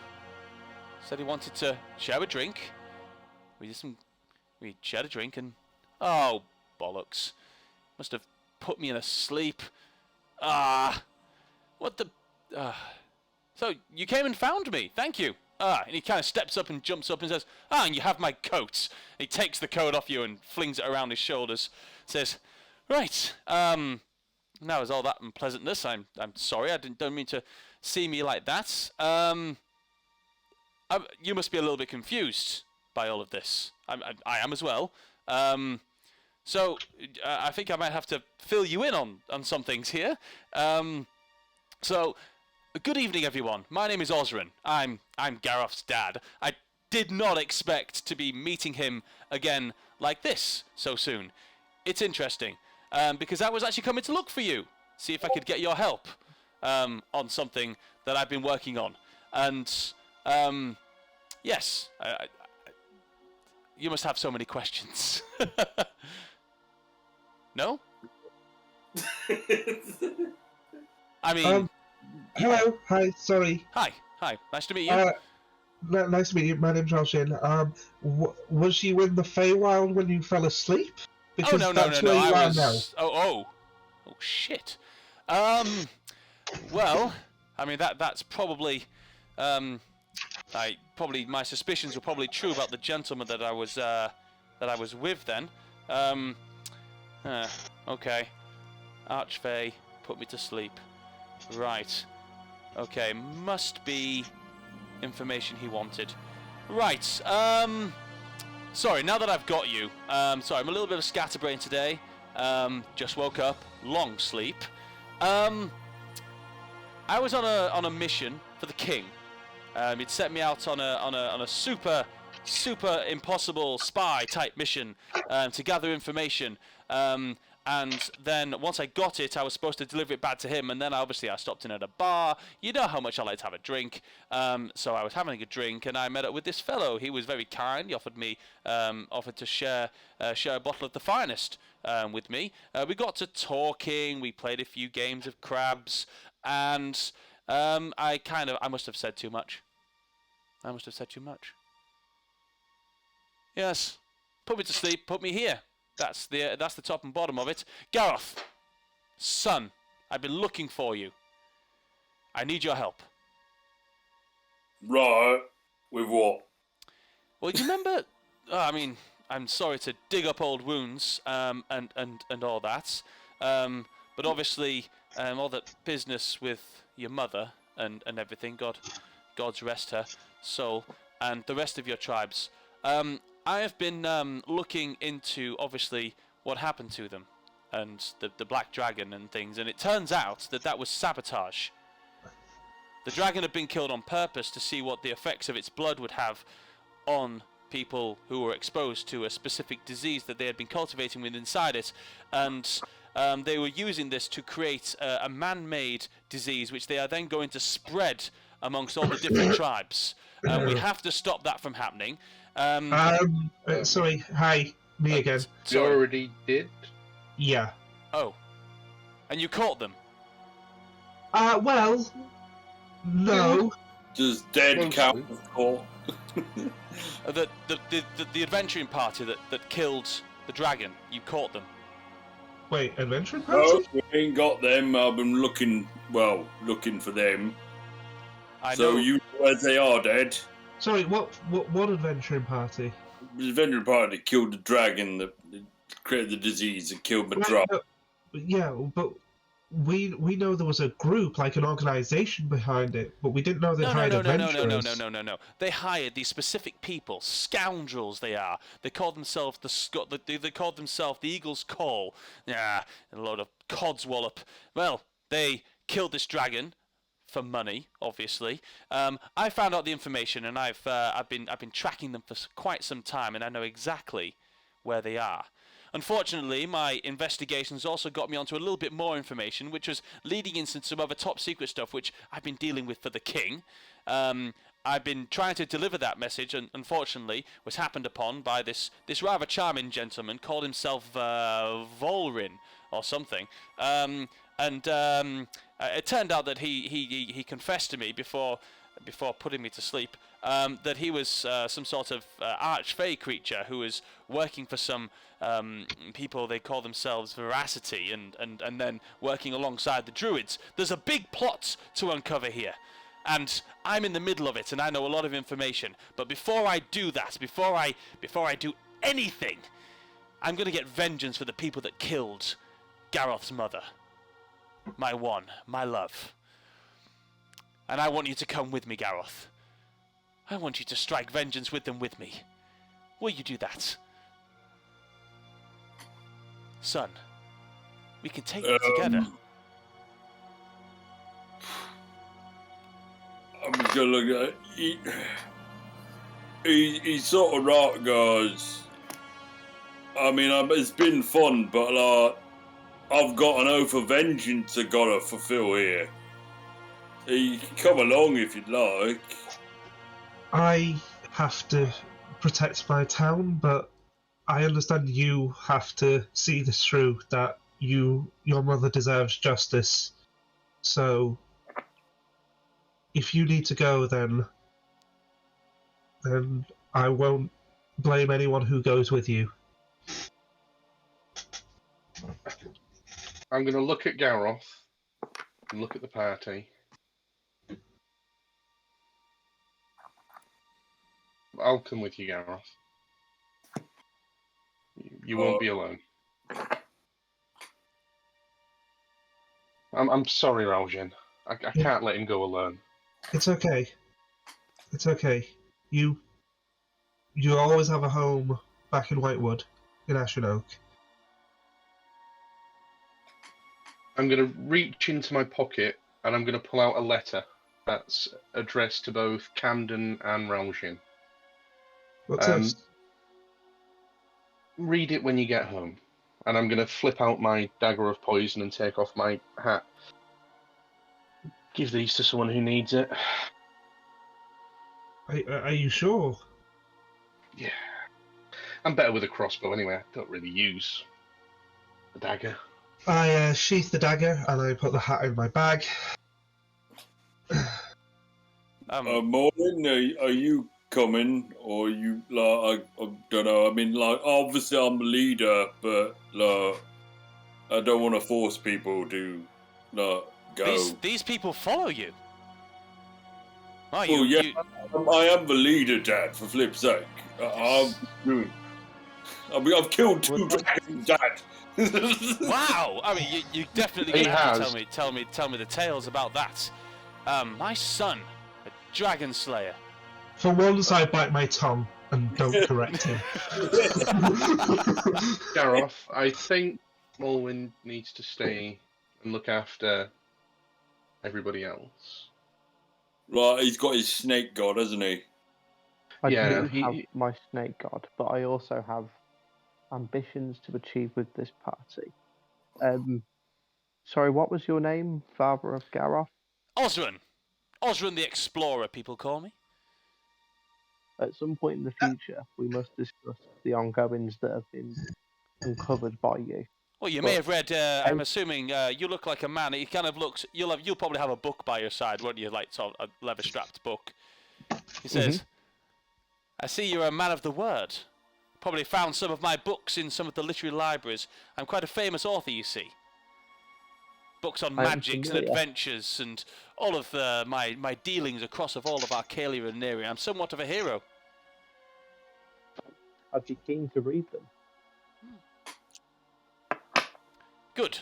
Well, I look forward to meeting you again after you've read upon my literary works, and then we can discuss some of the finer points of that. Absolutely. Gareth, I must ask at this point, as you are leaving our group, in my position as Deputy Chief of the Slaughtergoths, as your personal lawyer, am I permitted to be known as the Chief of the Slaughtergoths until you return? Yeah, that seems fair. Well, I hereby appoint you, without me or Korvax, you are the third in charge, so yes, you are officially the current leader of the Slaughtergoth. I'll wink at Ralshin. Right. I hold my tongue. I hold my tongue so hard. Gareth, the bag. Right, what about it? They need it more than we do. All right, I'll lead through. I think we got some meat bits in here. We've got other stuff. I'm taking my pot.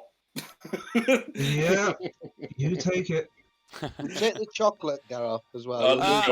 I'm sorry. I've got a very important question to ask all of you. Just before we go, because obviously I don't know how long I've been asleep here, and time is weird. Can someone tell me what the date was when you entered the Feywild? It might help me upon getting back. What was the date? In game, you entered the Feywild on the 20th day of Alasunda, which you can tell him. Yeah. Okay. I've lost a week. Very well. Right. That's good. So he kind of goes into his book and pulls out pulls out a page from it, and it's lots of different runes and circles and stuff. And he says, "Right, okay." He says, "You might want to start saying your proper goodbyes, because I'm going to be casting this spell, and once it's cast, anyone that's coming with me will need to step into it rather quickly. So do what you need to do." And he starts drawing like a circle on the floor. Right, Morlin, you are very smart, even by my standards, and you have lots of snakes, and that's pretty cool. It is, and thank you for calling me smart. Ayla, you are the least elf-like elf person I've ever met, and that is a compliment. Thank you. That is massive coming from a diplomat, a strategist, an orator, a linguist, a leader, a chocolatier, a philosopher, a dragon slayer, and most of all, a warrior who I am proud to have fought beside. And a Right. sorcerer. Oh yeah, and a sorcerer. Yeah, I fully understand. Ayla, I hope by the time that we meet up again, you have killed at least 5 dragons. I will certainly try my best. Right, because I'll trust you. Raojin, you were very elfy, but like you did know where like there were good places to eat, so like that was good. That's more than I was expecting, Gareth. So you go out and raise some hells for your mum, okay? I will. And just before I go, I just have one last gift for you. Cock punch. God! Oh, I'll get you back next time I see you. I'm just gonna say, Korvax, Oh, it's been a sweet pleasure. You're my favourite goblin. Look after Gareth. oh well, someone needs to. And Yeah. you look after them. I'll just smile and nod at Morlin. Kovacs, And he'll return it. Kovacs, you are welcome. Anytime. Okay. I'll just smile and say, you'll hear from me. Eventually. And tell Jan, I think he actually dresses quite well. But that's about it. You two, I'll if you just- are coming, the portal is almost complete, so you might want to hurry things along a little. Right. I'll yeah. tap on the shoulder and I'll prepare myself for transportation because I've never done it before and I'm scared shitless. I'm getting in the papoose and I'm strapping myself in. Osrin then kind of finishes the circle and it begins to glow slightly. You two step into it. Osrin then looks towards you guys and says, sure there was something else that I was supposed to say. Oh yes, you're having a bit of an issue at the moment. I'm pretty sure of it. I dealt with it when I first came here. To get to the root of the problem, make sure you shine a light. As he says that, the circle begins to glow, and it starts to hum quite loudly within the room. You see the like almost like a wall of light begin to sort of shine up and emanate from the runes that are shining on the floor, and you see the silhouettes of Korvax within the papoose upon Garroth, and Osrin stood next to him in the middle of that.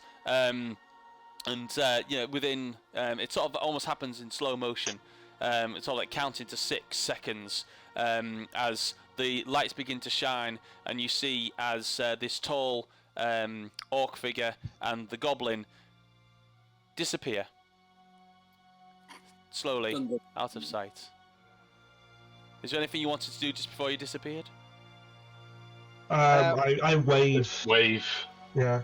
Yeah.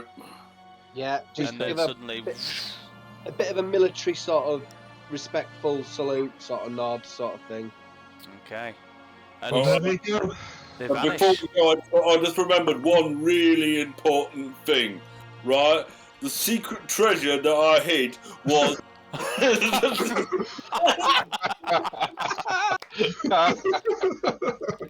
Right. You guys Can I vanish. just sort of suggest that I carry this bag then that he's been lumbering around for ages?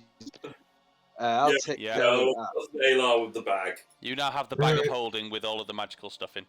Well, I'm going to miss those two because they've been like at the centre of everything we've done.